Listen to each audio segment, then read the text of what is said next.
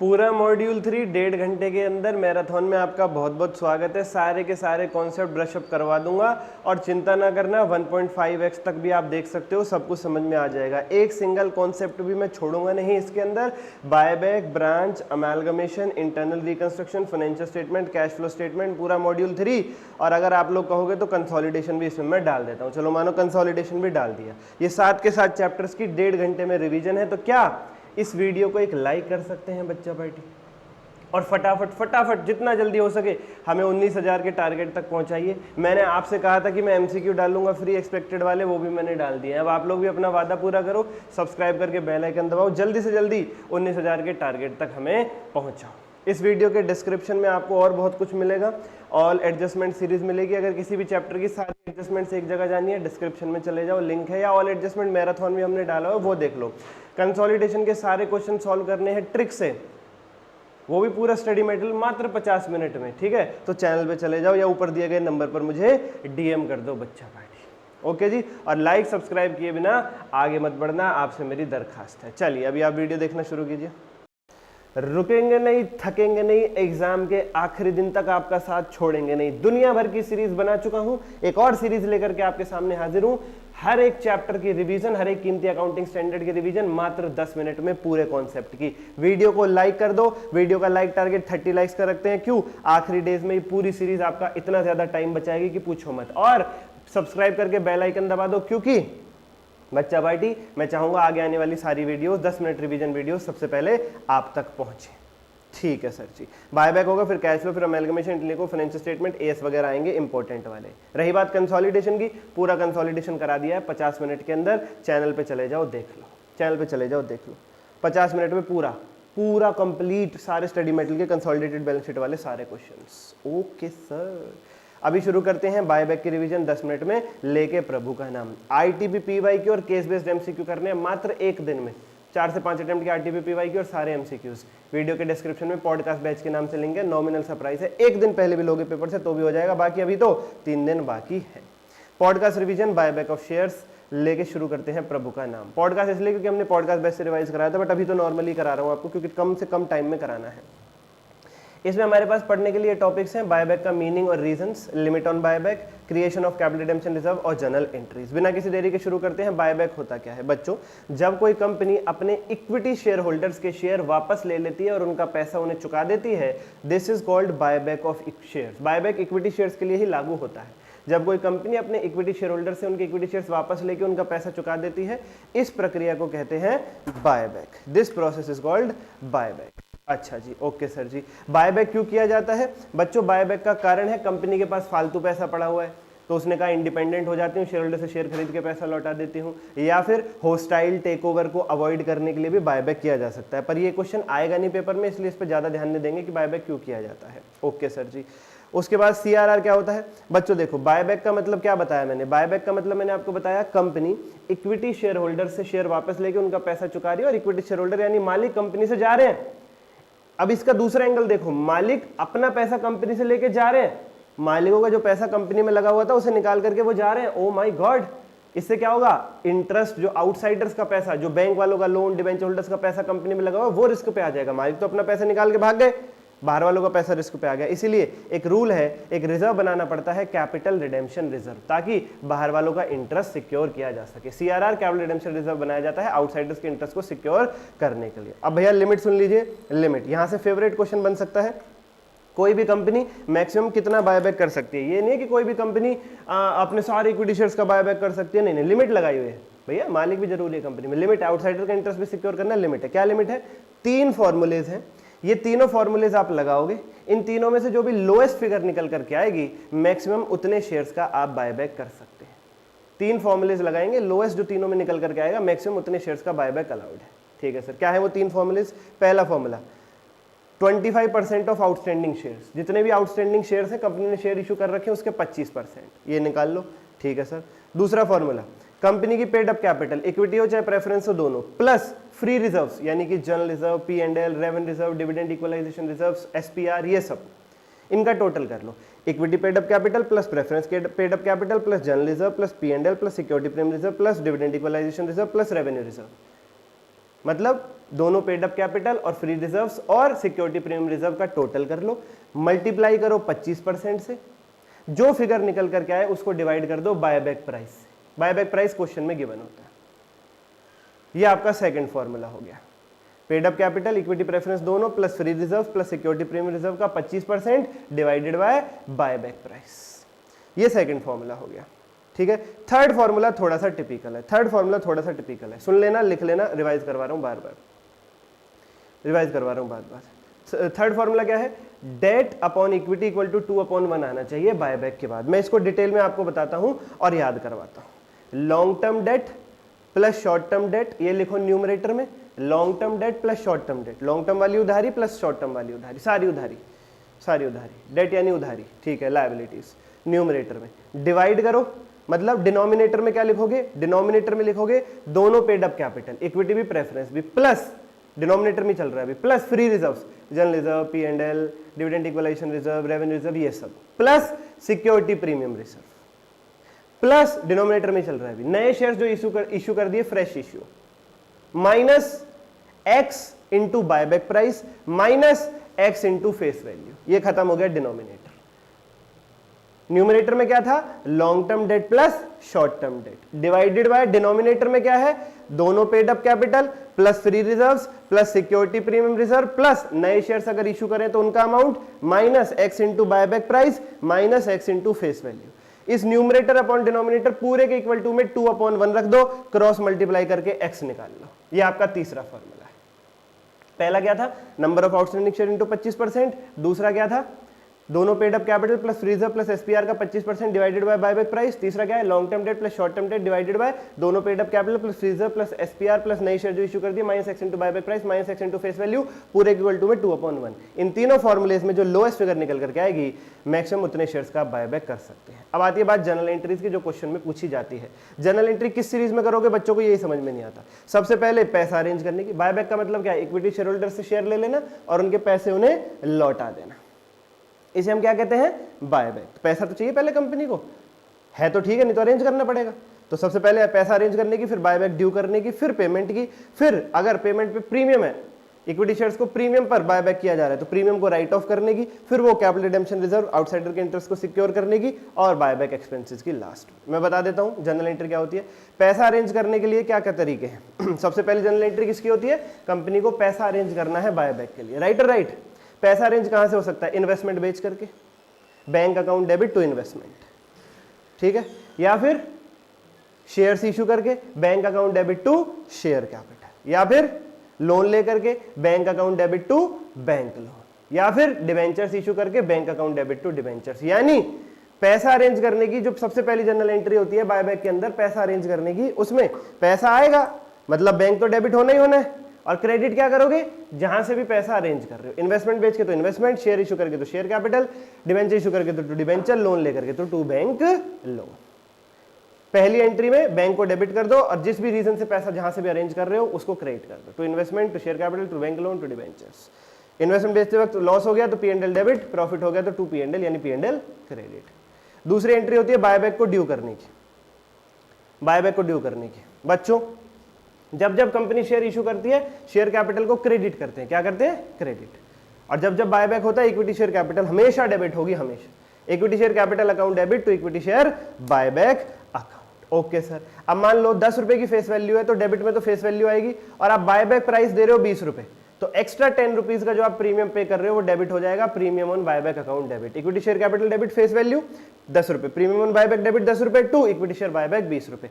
अगली entry payment की, equity share buyback account debit to bank account. Pay करोगे तो बैंक क्रेडिट होगा, क्यों पे कर रहे हो बायबैक का, equity share buyback to bank credit होगा। उसके बाद प्रीमियम को राइट ऑफ करने की, ऊपर अभी जो प्रीमियम हमने पे किया था, अगर बायबैक पर प्रीमियम है वो एक नुकसान है, ज्यादा पैसे दे रहे हो 10 के 20, तो उसे राइट ऑफ भी करना पड़ेगा। ये सीरीज याद कर लो, बायबैक का प्रीमियम सबसे पहले राइट ऑफ करोगे सिक्योरिटीज प्रीमियम से, कहां से, सिक्योरिटीज प्रीमियम से। उसके बाद अगर नहीं पूरा राइट ऑफ हो पाया तो मदद लोगे किसकी, जनरल रिजर्व और P&L की, या जनरल रिजर्व का एक और नाम भी होता है रेवेन्यू रिजर्व। ठीक है सर, ठीक है।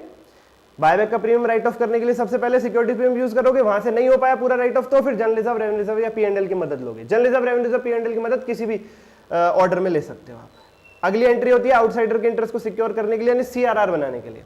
एक रिजर्व बनाना है, कैपिटल रिडेम्पशन रिजर्व। कहां से बनेगा वो प्यारे बच्चों? सबसे पहली प्रायोरिटी होती है जनरल रिजर्व या यूं कहूं रेवेन्यू रिजर्व, उसी का दूसरा नाम मान करके चलिए। फिर P&L, फिर other free reserve, for example dividend, equalisation reserve वगैरह वगैरह। यानी बायबैक का प्रीमियम राइट ऑफ करते सबसे पहले सिक्योरिटीज प्रीमियम से, उसके बाद जनरल रिजर्व, रेवेन्यू रिजर्व या P&L से, और सीआरआर बनाते हैं सबसे पहले जनरल रिजर्व, रेवेन्यू रिजर्व या P&L से, उसके बाद अदर फ्री रिजर्व से। सीआरआर बनाने के लिए एसपीआर का इस्तेमाल नहीं करते हैं बच्चा पार्टी। और सर बायबैक के वक्त अगर खर्चा हुआ है तो तुम्हें पता है debit all expenses and losses, buyback expenses to bank, है ना। और हर एक्सपेंस P&L में ट्रांसफर होता है, P&L account debit to buyback expense. Buyback expense की ये दो एंट्री कर देना, buyback expense to bank, P&L to buyback expense. ठीक है सर जी। बैलेंस शीट कैसे बनानी है? बैलेंस शीट बनाने के लिए ना केवल इस चैप्टर की बल्कि किसी भी चैप्टर की बैलेंस शीट बनाने के लिए आप ये स्टेप्स लगाएंगे।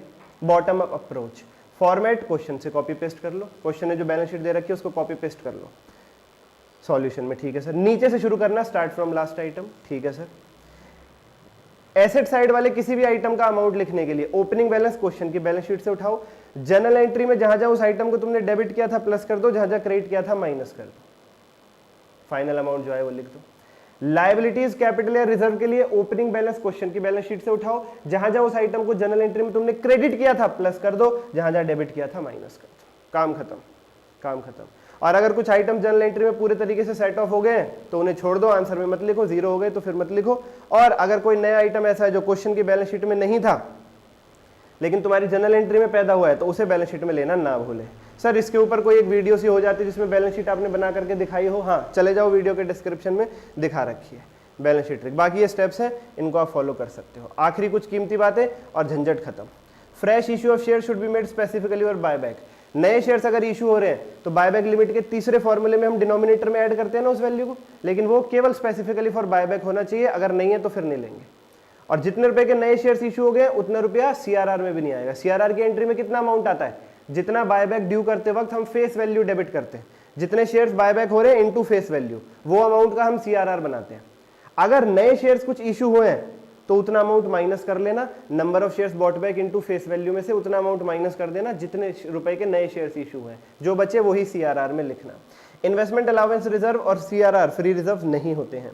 क्वेश्चन में अगर किसी रिजर्व पे लिमिट लगा दिए तो फिर आप उसे उतनी लिमिट तक यूज नहीं कर सकते हैं। Dividend equalisation reserve free reserve होता है और केवल फुली पेड शेयर्स का ही बायबैक किया जा सकता है। पूरा चैप्टर हो गया सर्जरी रिवाइज। अब बात आती है इसके क्वेश्चंस की कीमती एडजस्टमेंट्स की।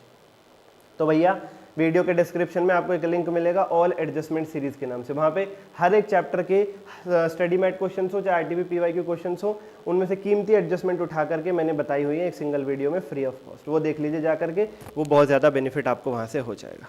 आज के लिए इतना ही, धन्यवाद। पूरा कैश फ्लो स्टेटमेंट रिवाइज करेंगे बच्चा पार्टी 10 मिनट में, और साथ ही साथ ये भी सीखेंगे कि पेपर का क्वेश्चन कैसे अटेम्प्ट करना है, क्या अप्रोच रहना चाहिए इन केस लॉन्ग क्वेश्चन आ जाए। बच्चा पार्टी वीडियो को एक लाइक कर दो, क्योंकि पूरे सिलेबस की ऐसी सीरीज लेकर के आ रहा हूँ 10 मिनट में, कल शाम तक निपटा देंगे, आपका परसों पेपर है। सब्सक्राइब करके बेल आइकन दबा दो ताकि जब अमेलगमेशन इन 10 मिनट, इंटरनल रिको इन 10 मिनट आए तो वीडियो सबसे पहले आप तक पहुँचे। आखिरी अनाउंसमेंट फिर हम शुरू करते हैं। आईटीबी पीवाईक्यू और एमसीक्यूज अगर चाहिए मात्र 10 से 12 घंटे में हो जाएंगे। अभी भी एक दिन लगा करके आप कर सकते हो 4 से 5 अटेम्प्ट की आरटीपी पीवाईक्यू और केस बेस्ड एमसीक्यू हमारे साथ, आईसीए की पूरी बुकलेट। उसके लिए वीडियो के डिस्क्रिप्शन में पॉडकास्ट बैच के नाम से लिंक है, वो जरूर ज्वाइन कर लें। शुरू करते हैं। कैश फ्लो स्टेटमेंट लेके प्रभु का नाम। इस चैप्टर के अंदर कितने टॉपिक्स हैं सर जी? बच्चा पार्टी इस चैप्टर के अंदर 3 टॉपिक्स हैं। सबसे पहले कैश फ्लो स्टेटमेंट का मीनिंग, फिर उसका फॉर्मेट और फिर की पॉइंट्स की चर्चा। कैश फ्लो स्टेटमेंट का क्या मतलब होता है बच्चा पार्टी? कैश फ्लो स्टेटमेंट एक ऐसी स्टेटमेंट है जिसके अंदर हम बिजनेस के कैश का एनालिसिस करते हैं, कहाँ से कैश आया, कहाँ से गया, और हम 3 प्रकार की एक्टिविटीज़ में कैश के लेन देन को डिवाइड करते हैं। Cash flow from operating activities, business की day to day daily activities से पैसे का आना जाना। Cash flow from finance investing activities, fixed asset और नॉन करंट इन्वेस्टमेंट की सेल परचेज से पैसे का आना जाना। और cash flow from financing activities, उधार लेन देन के थ्रू पैसे का आना और जाना। अब हम याद कर लेते हैं ये टाइप्स हो गए 3, cash flow from operating, investing और फाइनेंसिंग एक्टिविटीज। फॉर्मेट कैसे लर्न करें सर, सबसे ज़्यादा दिक्कत तो यही आती है। एक एक करके करेंगे। सबसे पहले cash flows from investing activities का फॉर्मेट याद करते हैं। इसमें आपको क्या करना है बच्चों, टेंजिबल फिक्स्ड एसेट कौन से होते हैं जिन्हें टच कर सकते हैं और सी कर सकते हैं, इंटेंजिबल कौन से होते हैं जिन्हें टच और सी नहीं कर सकते, नॉन करंट इन्वेस्टमेंट कौन सी होती है जो हमने 12 महीने से ज़्यादा समय के लिए की हुई है, होल्ड की हुई है। ठीक है सर जी। तो प्यारे बच्चों यही 3 items, tangible fixed asset, intangible fixed asset और नॉन करंट इन्वेस्टमेंट, इन तीनों की सेल और परचेज आएगी यहाँ पर, और IDR, interest received, dividend received, rent received. खत्म सर जी, खत्म sir ji. Cash flow from investing activities देखो देखो tangible fixed asset, intangible fixed asset और नॉन करंट इन्वेस्टमेंट, इन तीनों की सेल और परचेज, और IDR इधर interest received, dividend received, rent received. हाँ, परचेज पे ब्रैकेट लगा देना, क्योंकि जब परचेज करोगे चाहे टेंजिबल फिक्स्ड एसेट की, चाहे इंटेंजिबल की, चाहे नॉन करंट इन्वेस्टमेंट की, तो पैसा जाएगा, जाते हुए को आउटफ्लो को ब्रैकेट लगा के दिखाते। तो finally cash flow from investing activities, tangible fixed asset, intangible fixed asset और नॉन करंट इन्वेस्टमेंट की सेल परचेज है इधर मतलब IDR, interest received, dividend received, rent received, और परचेज पे लगा देना ब्रैकेट। उसके बाद आ रहा है बच्चा party cash flow from financing activities. Finance का मतलब जैसा मैंने आपको बताया, उधार लेन देन, उधार लेना और सूद समेत वापस चुका देना। तो बताओ एक बिजनेसमैन कैसे कैसे उधार ले सकता है? 5 तरीके से उधार ले सकता है। इक्विटी शेयर कैपिटल इशू करके, प्रेफरेंस शेयर कैपिटल इशू करके, डिवेंचर्स इशू कर, लॉन्ग टर्म बोरोइंग से और शॉर्ट टर्म बोरोइंग से। 5 तरीके से एक बिजनेसमैन पैसा उधार ले सकता है। तो इन 5 तरीके से पैसा उधार लेना और इस पैसे को सूद समेत वापस लौटा देना समय के साथ आता है cash flow from financing activities में। ये लो बच्चा पार्टी, ये लो, issue of equity share capital, issue of preference share capital, issue of debentures, proceed from long term borrowing, proceed from short term borrowing.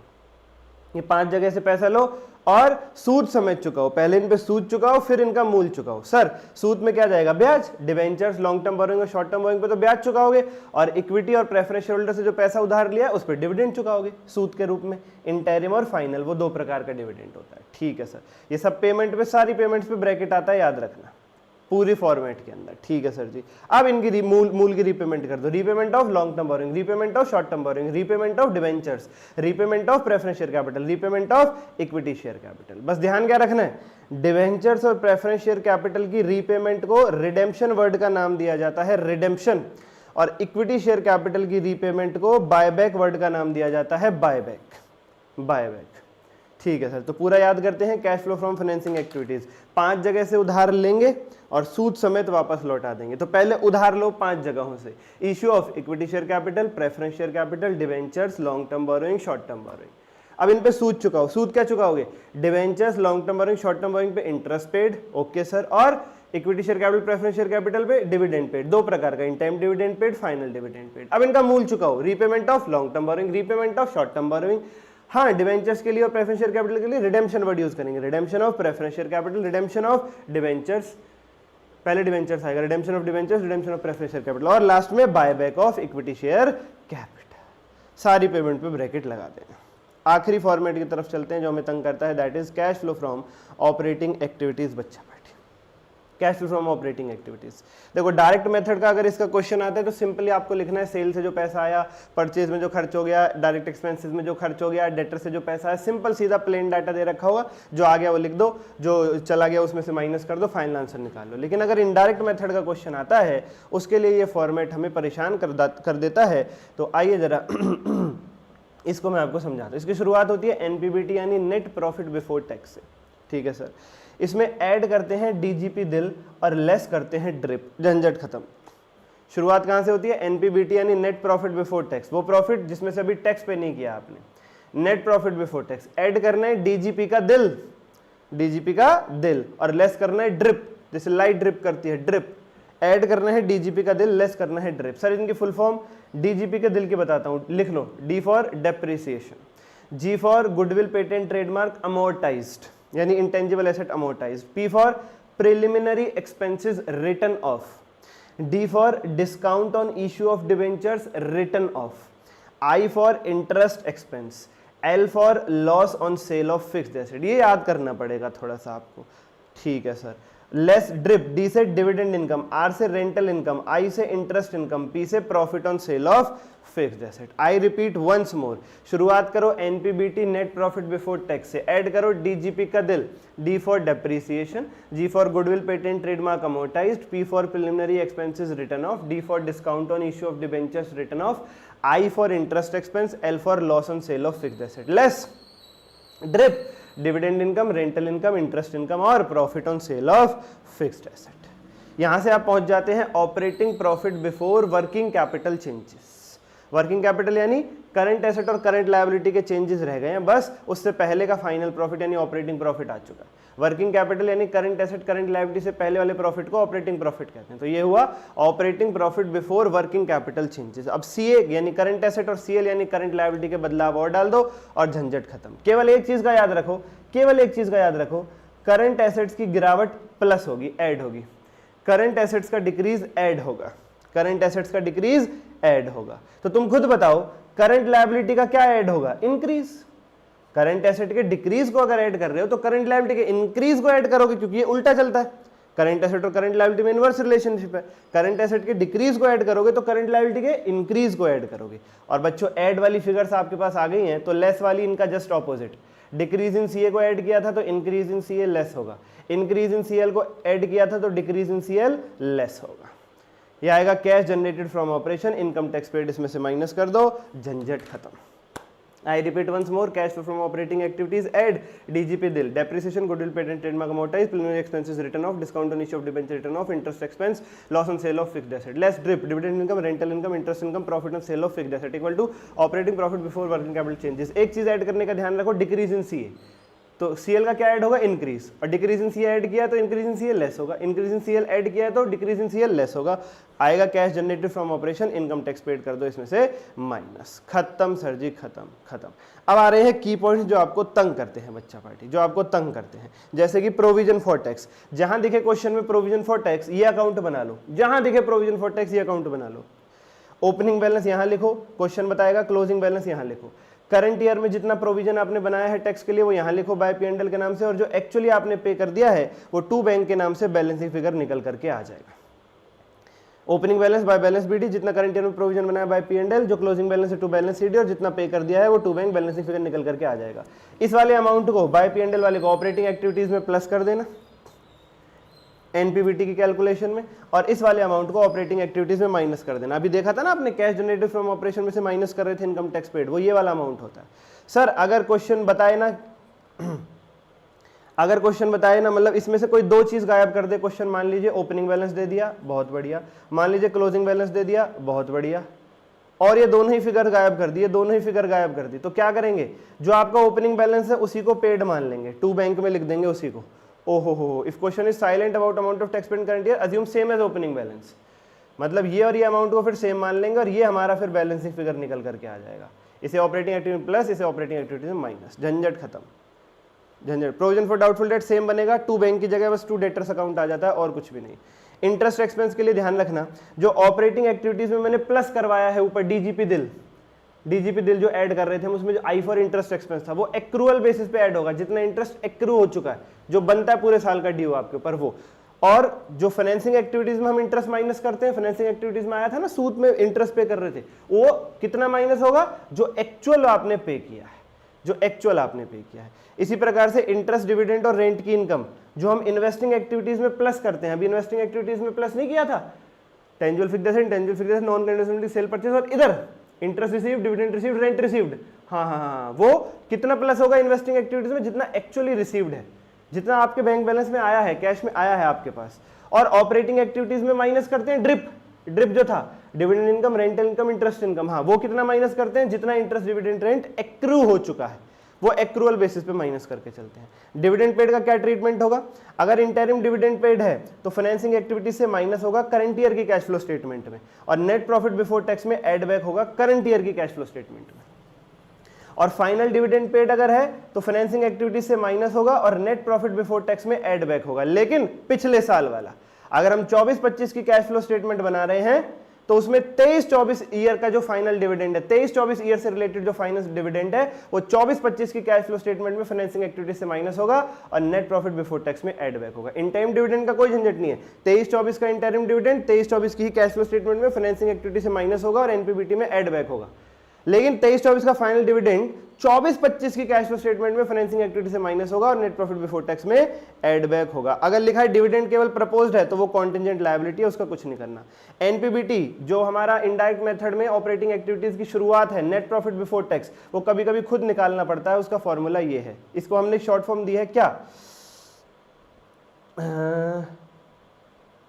PIPI, NTPP, N for net profit current year का, after all appropriation, T से transfer to reserves, P से propose dividend previous year का, I से interim dividend paid during the year, current year का interim dividend paid, फिर P से provision for tax current year का, और फिर I से इनकम टैक्स रिफंड को कर दो minus. NTPP net profit current year after all appropriation plus transfer to reserves plus P से प्रपोज डिविडेंड प्रीवियस ईयर का प्लस I से interim dividend paid current year में प्लस P से provision for tax current year का minus income tax refund. झंझट खत्म sir जी।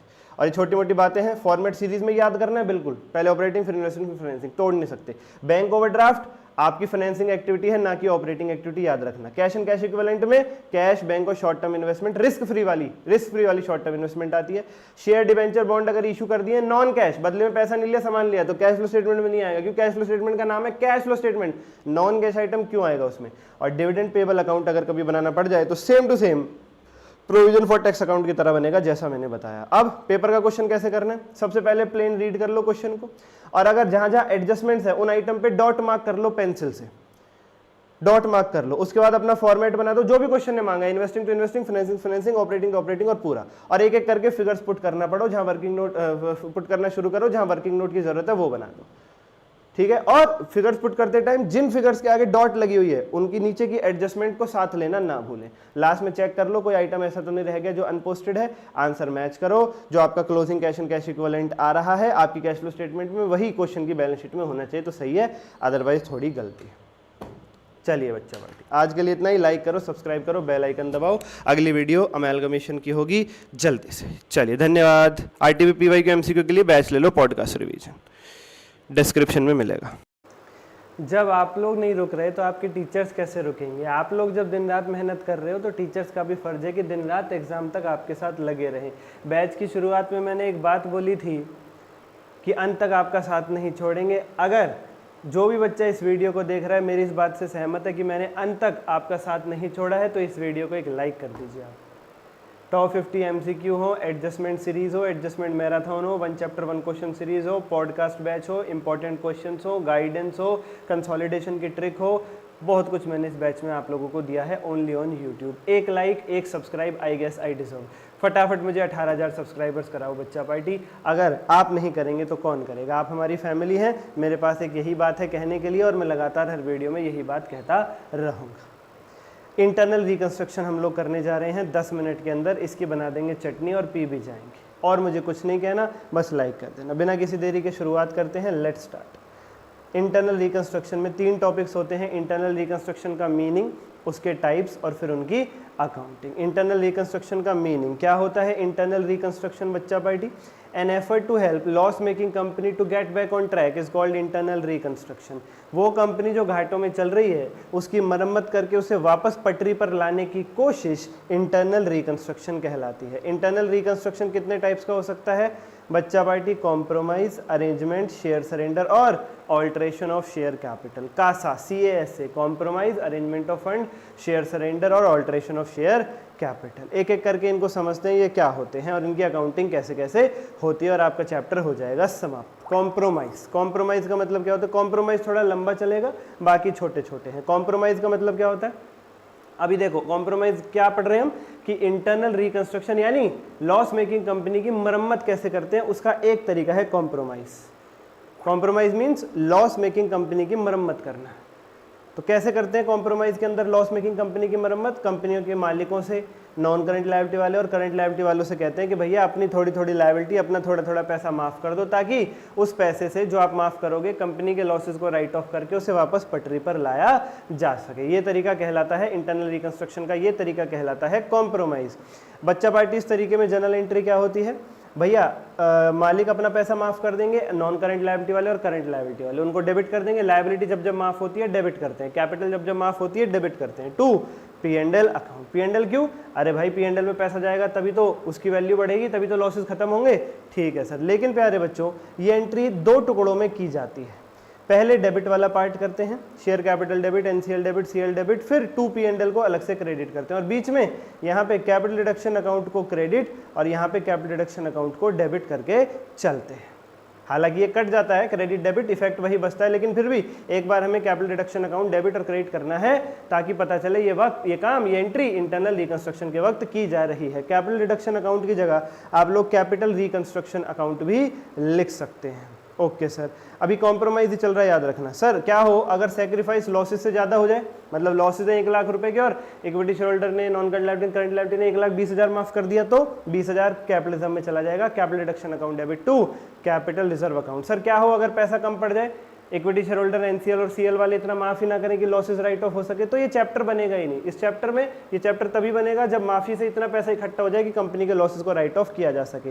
और अगर पहले से ही कुछ रिजर्व पड़े हुए हैं तो सबसे पहले वो रिजर्व का पैसा यूज करोगे, बाद में आप इक्विटी शेयर होल्डर, NCL और CL वालों से कहोगे कि भैया अपना थोड़ा थोड़ा पैसा माफ कर दो, पहले उसी को यूज करेंगे।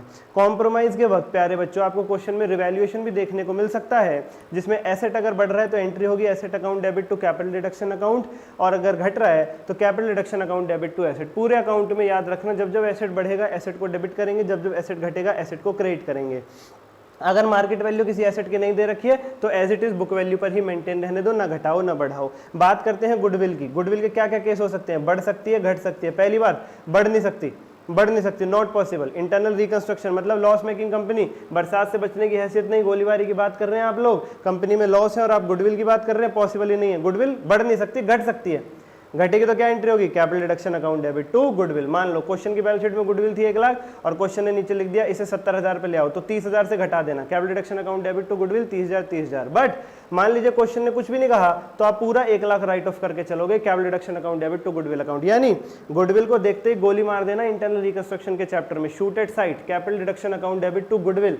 अगर क्वेश्चन कहे कि बस यहीं तक गोली मारो उसके बाद रुक जाओ, तो फिर थोड़ा बहुत ही राइट ऑफ करना, जितना क्वेश्चन कहे उतना। फिक्टिशियस एसेट को भी देखते ही गोली मारनी है, capital reduction account debit to fictitious asset account. Sir कौन से होते हैं ये?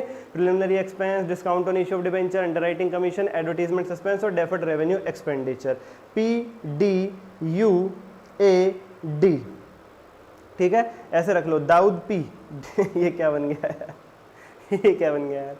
ठीक है, जिसे ऐसे याद कर लीजिए, capital reduction account debit to fictitious assets account. Okay sir ji, okay sir ji, write off करना है, देखते गोली मार देना है, शूट देम एट साइड। और जिस कंपनी का इंटरनल रिको होता है उसके वर्ड के सामने, उसके नाम के आगे एंड रिड्यूस ये वर्ड लगा दिए जाते हैं अगले 5 साल तक के लिए। अगले 5 साल को उसको समय दिया जाता है, वापस ट्रैक पर आने के लिए आ जाती है तो ठीक है, नहीं तो फिर उसे फाइनली लिक्विडेट करके बंद कर देते हैं। रिकंस्ट्रक्शन एक्सपेंसेस की entry, capital reduction account debit to cash account. Expenses है, पेमेंट होगी तो कैश क्रेडिट होगा यदा तदा सर्वदा पूरे अकाउंट में। और इस चैप्टर में कैपिटल रिडक्शन अकाउंट के थ्रू हम सेकंड इफेक्ट डाल करके चलते हैं। अगर कॉन्टिजेंट लायबिलिटी वेव ऑफ हो रही है तो कोई भी एंट्री नहीं होगी। ये हो गया आपका कॉम्प्रोमाइज बच्चा पार्टी, यानी कंपनी की मरम्मत करने के लिए इंटरनल रिकंस्ट्रक्शन करने का एक तरीका हो गया, दैट इज कॉम्प्रोमाइज। दूसरा तरीका क्या? Arrangement of new fund. Losses को खत्म करने के लिए, कंपनी की मरम्मत करने के लिए, उसे वापस पटरी पर लाने के लिए हम शेयर होल्डर, डिबेंचर होल्डर से कह रहे हैं कि तुम थोड़ा पैसा दे दो। कॉम्प्रोमाइज क्या था? जो पहले से पैसा लगा हुआ था हम कह रहे थे इसमें से कुछ माफ कर दो, उस माफी के पैसे से हम अपने लॉसेस को राइट ऑफ कर देंगे। दूसरा तरीका क्या है? जो पहले से लगा हुआ है उतना ही रहने दो, कुछ और दे दो ताकि हम लॉसेस को राइट ऑफ कर सकें। बताओ कौन लगाएगा लॉस मेकिंग कंपनी में दोबारा पैसा? इसलिए ये तरीका इतना प्रैक्टिकल नहीं है, फिर भी है कहीं ना कहीं। इसीलिए general entry, bank account debit, पैसा आ गया, शेयर होल्डर्स ने दिया तो to share capital, debenture holder ने दिया तो टू डिबेंचर। तीसरा तरीका क्या होता है? Share surrender. मालिक अपने शेयर सरेंडर कर देते हैं, किस लिए? ताकि वो डिबेंचर होल्डर्स को इशू किए जा सके। ये तरीका कब लगता है? जब डिबेंचर होल्डर्स कहते हैं कि भैया इन शेयर होल्डर से कंपनी नहीं चल रही, ये लेकर के आए हैं कंपनी को लॉस में, ये कंपनी की मरम्मत कभी भी नहीं होगी जब ये लोग जिंदा रहेंगे, इस कंपनी में ये लोग इक्विटी शेयर होल्डर रहेंगे तो अगले 5 साल में मरम्मत नहीं हो सकेगी। इनके शेयर सरेंडर करवाओ, हमें दिलवाओ, हम चलाते हैं कंपनी को, हम लाएंगे इसे पटरी पे, that is called share surrender. Okay sir, तो पहले शेयर सरेंडर हो जाएंगे, equity share capital account debit to share surrender, ठीक है सर। फिर ये शेयर्स किसको दे दिए जाएंगे? डिवेंचर होल्डर्स को। पहले शेयर सरेंडर हुए, share capital to share surrender, फिर इशू भी हो गए वापस, वही एंट्री रिवर्स कर दो, share surrender account debit to equity share capital, difference को कैपिटल डिडक्शन अकाउंट में डाल दो। और अब डिवेंचर होल्डर्स अपना डिवेंचर वाला पैसा आपसे नहीं मांग सकते, क्यों? बदले में आपने उन्हें शेयर दे दिए, मालिक बना दिया है, तो उनके डिवेंचर्स वाले पैसे को खत्म कर दो, डिवेंचर्स वाली लायबिलिटी को डेबिट करके खत्म कर दो, कैपिटल डिडक्शन अकाउंट में डाल दो। यानी शेयर सरेंडर के केस में क्या जनरल एंट्रीज होंगी बच्चा पार्टी? सबसे पहले शेयर सरेंडर होंगे, share capital debit to share surrender, वही शेयर फिर आप डिवेंचर होल्डर को दे दोगे, share surrender to share capital, और डिवेंचर होल्डर्स खत्म हो जाएंगे, debentures account debit to capital deduction. हाँ, पहली दूसरी एंट्री में कोई डिफरेंस था, उसे भी कैपिटल डिडक्शन अकाउंट में डालना ना भूलें, उसे भी कैपिटल डिडक्शन अकाउंट में डालना ना भूलें, ठीक है। इसे आप ऐसे समझो, डिवेंचर होल्डर्स अपनी गद्दी पर बैठे हुए थे, आपने उनसे कहा उठो, आओ शेयर होल्डर्स की गद्दी पे बैठ जाओ। ये डिवेंचर होल्डर बैठे थे अपनी गद्दी पे, ये शेयर होल्डर बैठे थे अपनी गद्दी पे, ठीक है सर। आपने शेयर होल्डर से कहा तुम जाओ, share capital account debit to share surrender, debenture holder से कहा आप उठ के यहां बैठ जाओ, share surrender to share capital, difference capital deduction में डाल दिया तीसरी एंट्री में। उसके बाद डिवेंचर होल्डर जो गद्दी छोड़ के आए, अब उस पर कोई नहीं बैठेगा ना, उसे राइट ऑफ भी तो करो, percent debentures account debit to capital deduction account. Alteration of share capital, share के टुकड़े कर देना, कंसोलिडेट कर देना, शेयर को स्टॉक बना देना, ये सब। मान लीजिए एग्जांपल, एक 100 रुपए का शेयर था, आपने उसे 10 शेयर बना दिए 10 रुपए वाले, बात तो वही है, 1 इंटू 100, 100, 10 इंटू 10, 100, बस एंट्री होती है share capital to share capital, share capital to share capital. 100 पुरानी वाली, एक शेयर इंटू 100 पुरानी वाली कैपिटल डेबिट, 10 इंटू 10 नई वाली कैपिटल क्रेडिट। सर ऐसा क्यों करते हैं? अब पहले एक शेयर 100 रुपए का था, अब 10 का है, वैल्यू गिरा दी, तो वीकर लोग भी, फाइनेंशियली वीक लोग भी आपकी कंपनी में इन्वेस्ट कर सकते हैं, और हो सकता है वहां से पैसा आए, उस पैसे से आप कंपनी की मरम्मत कर सको। शेयर कैपिटल में कोई गिरावट नहीं आती, बस ऑल्टरेशन है ये। ओके सर, जब ये काम पूरा हो जाए उसके बाद आप फिर से कंसोलिडेट कर सकते हो अपने शेयर्स को, 10 शेयर 10 रुपए वाले को आप फिर से एक शेयर बना सकते हो 100 रुपए वाला, फिर से बना सकते हो, फिर भी वही एंट्री हो जाएगी, equity share capital debit, equity share capital. इस बार 10 इंटू 10 डेबिट होगा, 1 इंटू 100 क्रेडिट होगा। ईपीएस भी इंप्रूव होता है ऐसा करने से, अर्निंग पर शेयर भी इंप्रूव होती है ऐसा करने से, ठीक है सर। और कई बार आप शेयर को स्टॉक बनाते हो, शेयर कैपिटल टू स्टॉक, और कई बार आप रिवर्स भी करते हो, स्टॉक टू शेयर कैपिटल। अगर क्वेश्चन में लिखा हो तो अकॉर्डिंगली कर देना। ये हो गया इंटरनल रिकंस्ट्रक्शन पूरा रिवाइज। लाइक कर दीजिए, सब्सक्राइब करके बेल आइकन दबा दीजिए, क्योंकि कल अमेलगमेशन की ऐसी ही वीडियो आ रही है 10 मिनट की, अमेलगमेशन हो, ब्रांच हो। चलो बच्चा बैठिए, आज के लिए इतना ही, धन्यवाद। Chapter wise all adjustment series के एक और खूबसूरत लेक्चर में आपका बहुत बहुत स्वागत है। इंट्रो सुन लेना, स्किप करोगे तो कोई फायदा सीरीज का नहीं होगा। आज फाइनेंशियल स्टेटमेंट का लेक्चर है, आपके स्टडी मटेरियल हो, 4 से 5 अटेम्प्ट के आईटीबी पीवाईक्यू हो, सारे क्वेश्चंस को सम अप करके एक बार में पढ़ के उनमें से कीमती एडजस्टमेंट छांट करके हर एडजस्टमेंट के लिए P&L और बैलेंस शीट प्रिपेयर करके आपके लिए लाया हूँ। हर एडजस्टमेंट के लिए SPL और बैलेंस शीट प्रिपेयर करके लाया हूँ। तो क्या एक लाइक कर सकते हो आप? Adjustment wise SPL balance sheet है, की नोट्स भी दूंगा, और अभी इसी वीडियो में आपको मैं SPL का पूरा फॉर्मेट याद भी करवा दूंगा, बैलेंस शीट भी, एंड प्यारे प्यारे बच्चों ट्रिक दूंगा याद करने के लिए। इसी 10, 12, 15 मिनट की वीडियो के अंदर सारी एडजस्टमेंट्स आपकी कवर हो जाएंगी। फाइनेंशियल स्टेटमेंट का कोई क्वेश्चन कि कोई एडजस्टमेंट आपकी पहुंच से बाहर नहीं रहेगी। लाइक कर दीजिए, लाइक कर दीजिए, लाइक कर दीजिए, रिक्वेस्ट के तौर पर, हक के तौर पर, प्यार के तौर पर, जैसे आपको करना है कर दीजिए, पर क्योंकि उसके बिना वीडियो पुश नहीं होती है। सब्सक्राइब करके बेल आइकन दबाओ। क्यों? 1 चैप्टर 1 क्वेश्चन सीरीज भी चल रही है, जिसके अंदर हम लोग पूरे सिलेबस की रिवीजन करवा, मॉड्यूल 3 की रिवीजन करवा रहे हैं, हर एक चैप्टर की एक सिंगल क्वेश्चन में, पूरे चैप्टर की कॉम्प्रिहेंसिव कॉन्सेप्ट की कवरेज लेते हुए। वो भी आपको सबसे पहले मिलेगा। वीडियो के डिस्क्रिप्शन में जाओ। क्यों सर? वहाँ पे इस ऑल एडजस्टमेंट सीरीज का पूरा लिंक है, 1 चैप्टर 1 क्वेश्चन सीरीज का लिंक है, वहाँ पे मैराथन्स का लिंक है, वो आपको अवेलेबल है फ्री ऑफ कॉस्ट। एक छोटी सी आखिरी अनाउंसमेंट, अगर पूरे सिलेबस की रिवीजन करनी है स्क्रैच से पॉडकास्ट वे में, ITB PYQ सॉल्व करने हैं, 4 से 5 अटेम्प्ट के, केस बेस्ड MCQs करने हैं, chapter wise test checked by me, total 35 hours में सारा काम स्क्रैच से अगर करना है और एग्जामिशन लानी है तो वीडियो के डिस्क्रिप्शन में पॉडकास्ट बैच के नाम से एक लिंक मिलेगा, ज्वाइन कर लो नॉमिनल प्राइस पर। पेपर से 3 दिन पहले भी तुम लोगे, पूरा स्क्रैच से कवर हो जाएगा। ये कोर्स स्पेशली ऐसे ही बच्चों के लिए डिजाइन है जो फंसे हुए। और कोई क्वेरी है तो ऊपर दिए गए नंबर पर मुझे DM जरूर कर देना। कुछ की नोट्स भी मैं आपको बताऊंगा, कुछ जो की नोट्स आपको पेपर में देखने को मिल सकते हैं। हमारे की नोट से पेपर में MCQs भी आ सकते हैं, इसलिए इस वीडियो को एंड तक देखना, लाइक सब्सक्राइब करना बेहद हो जाता है जरूरी। कॉमेंट करके बताना अगली सीरीज आप कौन सी चाहते हैं। शुरू करते हैं फाइनेंशियल स्टेटमेंट लेके प्रभु का नाम 10 जैसा मैंने कहा हर एक एडजस्टमेंट के लिए एसपीएल और बैलेंस शीट में लेकर के आया हूं कौन सी एडजस्टमेंट का इफेक्ट एसपीएल में कहां जाएगा और बैलेंस शीट में कहां जाएगा बच्चा पार्टी, ये सब मैं लेकर के आया हूं, सब मैं लेकर के आया हूं। Okay sir ji, okay sir जी। सबसे पहले क्लोजिंग स्टॉक, ये तुम्हें बहुत तंग करता है। हाँ सर जी, क्लोजिंग स्टॉक के बच्चों दो ट्रीटमेंट हो सकते हैं। पहला ट्रीटमेंट, अगर क्लोजिंग स्टॉक ट्रायल बैलेंस के अंदर है तो आपको एसपीएल में उसका कोई भी इफेक्ट नहीं डालना। इट मींस वो ऑलरेडी परचेजेस में एडजस्ट हो चुका है, ये जो परचेजेस आ रही हैं इसमें स्टॉक ऑलरेडी एडजस्ट हो चुका है। मतलब क्लोजिंग स्टॉक अगर ट्रायल बैलेंस के अंदर दे रखा है क्वेश्चन ने तो एसपीएल में कहीं भी नहीं जाएगा, केवल और केवल बैलेंस शीट में करंट एसेट्स में जाएगा इन्वेंट्रीज के नाम से। जो हमने ग्रीन कर रखा है मतलब ये इफेक्ट है, ग्रीन वाला पार्ट मतलब ये इफेक्ट है। ओके सर, लेकिन सर अगर क्लोजिंग स्टॉक ट्रायल बैलेंस के बाहर दे रखा है, if closing stock is appearing outside the trial balance, फिर मतलब फिर उसके दो इफेक्ट होंगे। क्यों? कोई भी चीज ट्रायल बैलेंस के अंदर दे रखी हो उसका एक इफेक्ट जाता है, कोई भी चीज ट्रायल बैलेंस के बाहर दे रखी हो उसके दो इफेक्ट जाते हैं। ये तय है, ये तय है अकाउंट्स के अंदर, खाली क्लोजिंग स्टॉक में नहीं, वैसे भी तय है ये नॉर्मली। तो अगर क्लोजिंग स्टॉक ट्रायल बैलेंस के बाहर है बच्चा पार्टी, तो उसका एक ट्रीटमेंट ये तो होगा ही होगा जो ऊपर अभी हमने सीखा कि वो बैलेंस शीट में इन्वेंट्रीज में दिखाया जाएगा, करंट एसेट्स की हेडिंग में, सब हेडिंग इन्वेंट्रीज में। ठीक है सर। साथ ही साथ ये जो हमारा एसपीएल होता है, statement of profit and loss, इसमें भी प्यारे प्यारे बच्चों जो चेंजेस इन इन्वेंट्री नाम की हमारी हेडिंग होती है, इसमें हम कौन सी फिगर लिखते हैं? इसमें लिखते हैं सर ओपनिंग स्टॉक में से क्लोजिंग स्टॉक माइनस करके जो वैल्यू आती है वो यहाँ पर लिखते हैं। हाँ, तो यहाँ पर ओपनिंग में से क्लोजिंग स्टॉक माइनस करते वक्त हम ये सेकंड इफेक्ट डालेंगे, ओपनिंग में से क्लोजिंग माइनस करेंगे, जो आएगा वो यहाँ पर लिख देंगे। ये होगा क्लोजिंग स्टॉक का सेकंड इफेक्ट अगर वो ट्रायल बैलेंस के बाहर है। एक इफेक्ट बैलेंस शीट में जाएगा, दूसरा इफेक्ट बैलेंस शीट में जाएगा करंट एसेट में इन्वेंट्रीज की हेडिंग में, दूसरा इफेक्ट यहाँ पर एसपीएल में ओपनिंग में से माइनस होकर चेंजेस इन इन्वेंट्री में लिखा जाएगा, जो भी वैल्यू आएगी। अगली एडजस्टमेंट हमारी आउटस्टैंडिंग एक्सपेंसेस, वो एक्सपेंसेस जो आपके ऊपर उधार है, मतलब आपने काम तो करा लिया सामने वाले व्यक्ति से, पैसा नहीं दिया उसको, उन्हें कहते हैं आउटस्टैंडिंग एक्सपेंसेस। ये क्या होगा प्यारे बच्चों?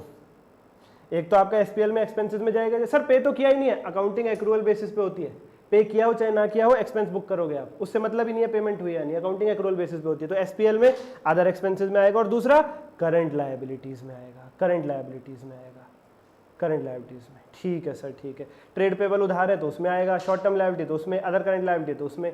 Yes sir, yes sir, current liabilities की हेडिंग में अकॉर्डिंगली डाल देना। सर अगर आउटस्टैंडिंग एक्सपेंस इनमें से कोई है, एम्प्लॉय बेनिफिट आउटस्टैंडिंग एक्सपेंस हो या फाइनेंस कॉस्ट आउटस्टैंडिंग हो, तो भाई फिर अदर एक्सपेंस की बजाय इनमें ही लिख करके चलना, फिर अदर एक्सपेंसेस की बजाय इन्हीं में ऐड करके चलना। ठीक है सर, ठीक है सर, ठीक है। प्रीपेड एक्सपेंस अदर एक्सपेंसेस का जस्ट उल्टा, वो खर्चा जो आपने एडवांस में पे कर दिया है, काम कराया नहीं अभी सामने वाले व्यक्ति से, पैसे पहले ही दे दिए उसको, तो अगर कोई भी चीज आप एडवांस में दे देते हो सबसे पहला इफेक्ट वो आपका क्या बनेगा? Other current asset. सबसे पहले तो आप अदर करंट एसेट में उसको शो करोगे, बैलेंस शीट में करंट एसेट्स की हेडिंग के अंदर सब हेडिंग अदर करंट एसेट में। और दूसरा इफेक्ट, उसे आप खर्चे में से हटा दोगे, खर्चे में से माइनस कर दोगे। क्यों? वो करंट ईयर का खर्चा है ही नहीं, वो अगले साल का खर्चा आपने एडवांस में पे कर दिया, और अकाउंटिंग एक्रूअल बेसिस पे होती है, मैचिंग बेसिस पे होती है। करंट ईयर का ही खर्चा आएगा करंट ईयर के एसपीएल में। प्रीपेड मतलब अगले साल का तुमने अभी पे कर दिया, प्रीपेड उसको कहते हैं, वो अगले साल के पीएनएल में जाएगा। भाई इस साल के खर्चे में से हटाओ उसको, इस साल के खर्चे में नहीं आएगा। अकाउंटिंग क्या कहती है? करंट ईयर से रिलेटेड खर्चा करंट ईयर के पीएनएल में डालो, करंट ईयर से रिलेटेड इनकम करंट ईयर के पीएनएल में डालो, भले ही वो पेड हो भले ही वो अनपेड हो। ठीक है सर, ठीक है। अगले पिछले साल का कुछ भी करंट ईयर के पीएनएल में नहीं आना चाहिए। Okay sir, okay sir. और उसके बाद अगला इनकम आउटस्टैंडिंग, तुमने काम कर दिया, पैसे नहीं मिले तुम्हें अभी, मैंने किसी बच्चे को पढ़ा दिया, फीस नहीं मिली मुझे अभी, और ईयर एंड आ गया, 31 मार्च आ चुकी है, 31 मार्च तक क्या हालात है? मैं बच्चे को पढ़ा चुका हूँ, फीस अभी मुझे मिली नहीं है, और 31 मार्च को मैं क्या बनाऊंगा? अपनी बैलेंस शीट, अपना एसपीएल अकाउंट। तो उसमें इस ट्रांजैक्शन को कहां दिखाऊंगा मैं कि भैया मैंने बच्चे को पढ़ा दिया है, काम पूरा कर दिया है, पर फीस नहीं मिली मुझे, तो कहां दिखाऊंगा इसको मैं? भैया अदर इनकम में ऐड करूंगा। क्यों? अकाउंट्स कहता है एक्रूअल बेसिस, भैया मिला चाहे नहीं मिला उसे छोड़ो, तुम्हारी इनकम है बाद में मिलेगी, इस बात से हमें मतलब नहीं है, अभी बुक करो। तुमने पढ़ाया कब? करंट ईयर में।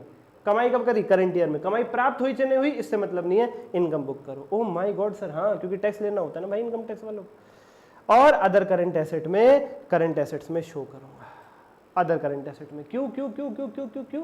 अरे मिला नहीं है, मिलेगा तो सही ना, आने वाला है, बहुत बहुत जल्दी आने वाला है, तो जहां पैसा जल्दी आने वाला होता है वो करंट एसेट होता है हमारा।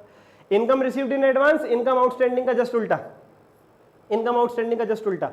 मैंने पढ़ाया नहीं है बच्चे को, अभी फीस उसने एडवांस में दे दी है, तो क्या करूंगा, अदर इनकम में से हटा दूंगा। क्यों, इस साल की इनकम नहीं भाई वो मेरी, 31 मार्च तक ये हालात है कि पैसा प्राप्त कर चुका हूं, पढ़ाया भी है नहीं, तो भाई इस साल में इस इनकम को बुक नहीं कर सकता। अकाउंट्स क्या कहता है, पैसा कब प्राप्त हुआ छोड़ो, तुम कमाई कब कर रहे हो उस साल में रिकॉर्ड करो। पढ़ाऊंगा, कमाई मतलब पढ़ाओगे कब, पढ़ाऊंगा अगले साल में, तो इनकम अगले साल में रिकॉर्ड करूंगा। इनकम इसी साल में मिल गई, इस बात से कोई मतलब नहीं है। ठीक है सर, और बैलेंस शीट में करंट लायबिलिटी में दिखाऊंगा। क्यों, मेरे ऊपर जिम्मेदारी है भाई, पैसा प्राप्त हो चुका है, पढ़ाया मैंने है नहीं अभी, करंट लायबिलिटी में शो करूंगा बैलेंस शीट। ठीक है सर, ठीक है सर। डेप्रीसिएशन, इसकी अलग हेडिंग होती है एसपीएल में, डेप्रीसिएशन एंड अमोर्टाइजेशन के नाम से, चाहे टेंजिबल एसेट का डेप्रीसिएशन हो, चाहे इंटेंजिबल का अमोर्टाइजेशन हो, यहीं पर आएगा इसी हेडिंग में, और एसेट में से आप माइनस कर दोगे बैलेंस शीट में। क्यों, डेप्रीसिएशन से एसेट की वैल्यू रिड्यूस होती है ना, अच्छे से जानते हो आप। Loss of goods by fire, कई बार आग लग जाती है, उससे नुकसान हो जाता है, क्या करोगे, जितना नुकसान हुआ है परचेजेस में से हटा दो। क्यों, खरीदा हुआ सामान जल गया ना,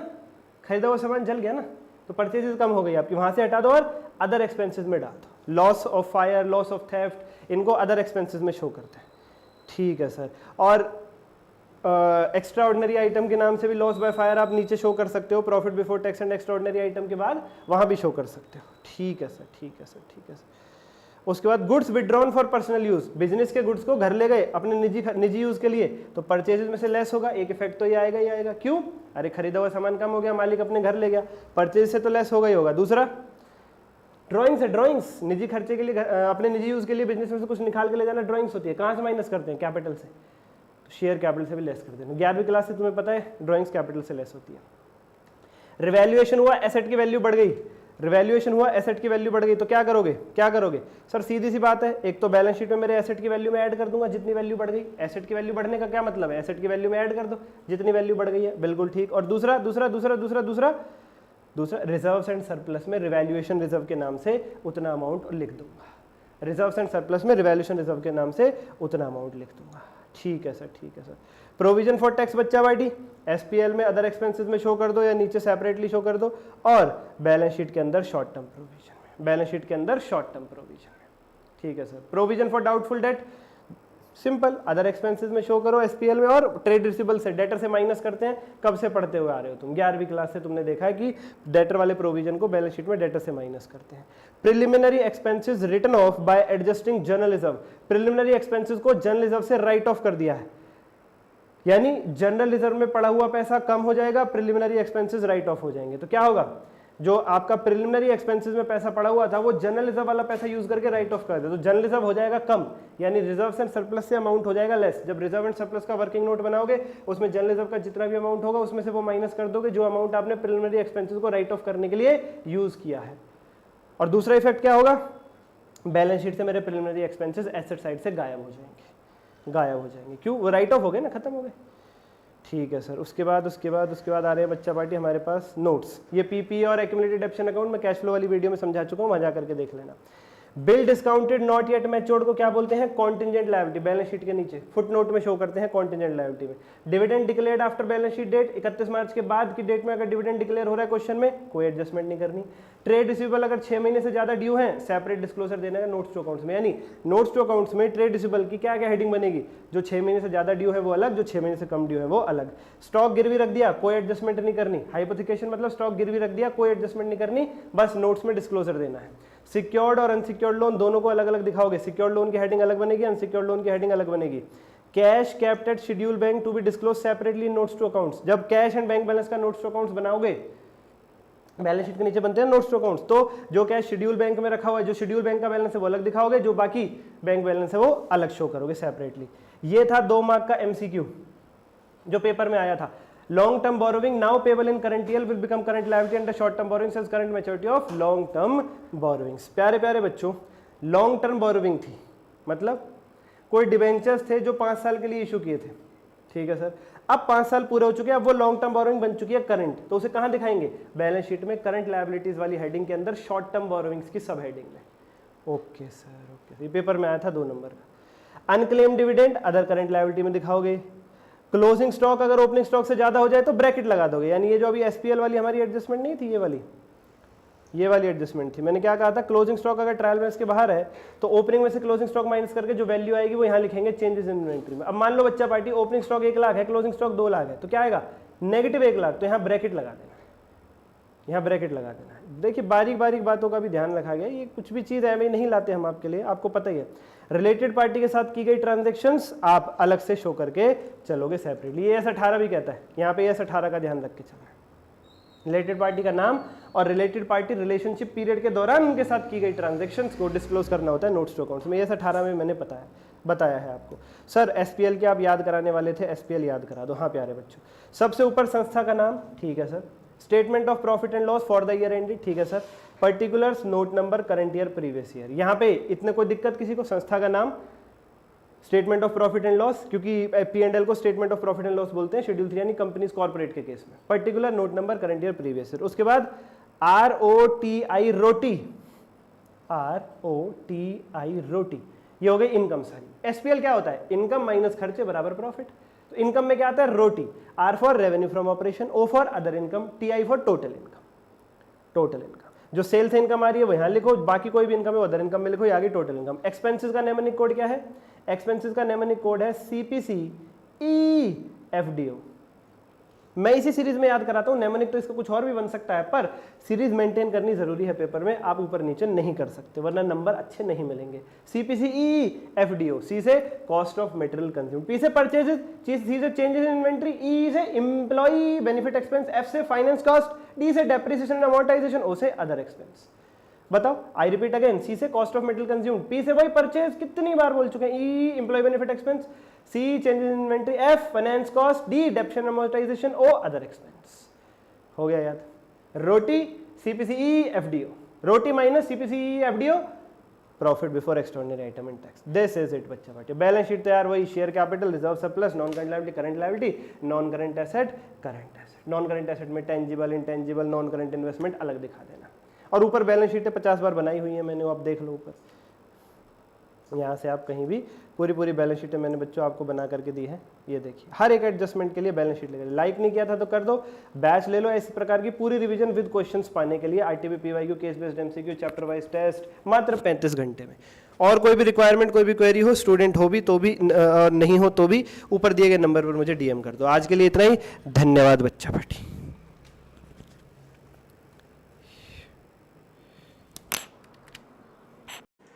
रात को 10 बजे का समय है प्यारे बच्चों, मैं तो घर चला गया था, लेकिन पब्लिक की भारी डिमांड, ब्रांच अकाउंटिंग सर करवा दीजिए, कल का पेपर है।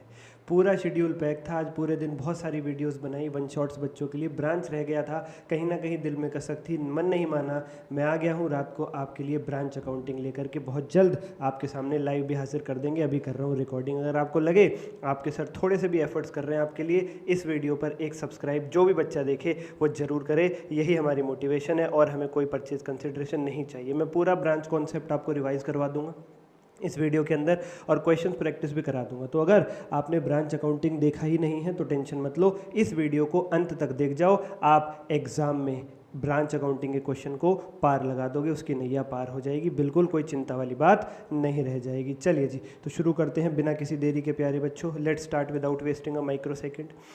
ये लो जी, ब्रांच में 3 प्रकार की ब्रांच हमारे पास होती है, इंडिपेंडेंट ब्रांच, फॉरेन ब्रांच और डिपेंडेंट ब्रांच। सबसे पहले इंडिपेंडेंट ब्रांच जाना ज़रूरी होता है। बहुत सारे टीचर्स मिस्टेक करते हैं, पहले डिपेंडेंट पढ़ाते हैं, इंडिपेंडेंट नहीं आती, तो लॉजिकली बच्चे को डिपेंडेंट कभी नहीं आ सकती। इंडिपेंडेंट यानी वो ब्रांच जो अपने डिसीजंस खुद लेती है, अपने बुक्स ऑफ अकाउंट्स खुद मेंटेन करती है सेपरेट। हेड ऑफिस के ऊपर वो अपने अकाउंटिंग के लिए डिपेंडेंट नहीं है। इंडिपेंडेंट अकाउंटिंग अपनी खुद की अकाउंटिंग वो करती है। तो सर जो हेड ऑफिस और इंडिपेंडेंट ब्रांच के बीच की ट्रांजैक्शंस हैं, उसके लिए हेड ऑफिस की बुक्स में ब्रांच और इंडिपेंडेंट ब्रांच की बुक्स में हेड ऑफिस अकाउंट खोला जाता है, और आपस की ट्रांजैक्शंस को भी वो रिकॉर्ड करके चलते हैं। At the time of balancing the books, branch account and head office account should have equal and opposite nature balances. और जब वो आपस की ट्रांजैक्शंस कर ही रहे हैं एक दूसरे से, तो ब्रांच की बुक्स में हेड ऑफिस का बैलेंस आना चाहिए और हेड ऑफिस की बुक्स में ब्रांच का बैलेंस आना चाहिए। वो बैलेंस इक्वल होना चाहिए, क्योंकि जो दोनों ने एक दूसरे से लेन देन किया है, सेम अमाउंट क्या किया है, लेकिन कुछ कारणों की वजह से वो बैलेंस मैच नहीं करता है। इसीलिए इंडिपेंडेंट ब्रांच के केस में सबसे पहले आपको उस बैलेंस को मैच कराना पड़ता है, जो हेड ऑफिस की बुक्स में ब्रांच अकाउंट का बैलेंस है और ब्रांच की बुक्स में हेड ऑफिस अकाउंट का बैलेंस है। इसी को कहते हैं रिकंसिलिएशन। सबसे पहले आपको रिकंसिलिएशन कराना होता है। मुख्य 2 प्रकार के रिकंसिलिएशन होते हैं।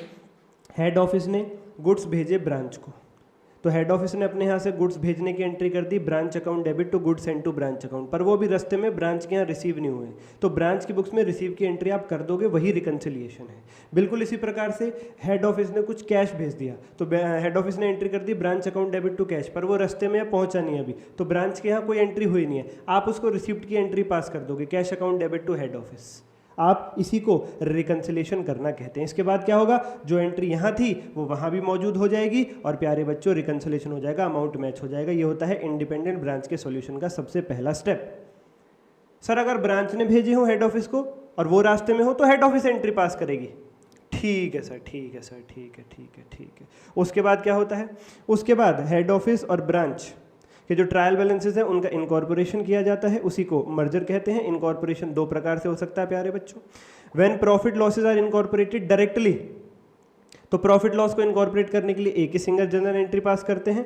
When question specifies to incorporate whole trial balance, जब क्वेश्चन में ये वर्ड्स लिखे हो कि पूरा ट्रायल बैलेंस डिटेल में इनकॉर्पोरेट करो, तो हर इनकम, हर एसेट, हर लायबिलिटी, हर एक्सपेंस अलग मर्ज होता है, सेपरेट मर्ज होता है। इसके बाद एक टॉपिक आता है inter branch transactions. Inter branch transactions क्या होती हैं, मान लीजिए हेड ऑफिस अलग है और उसकी दो ब्रांच है, ब्रांच 1 ब्रांच 2।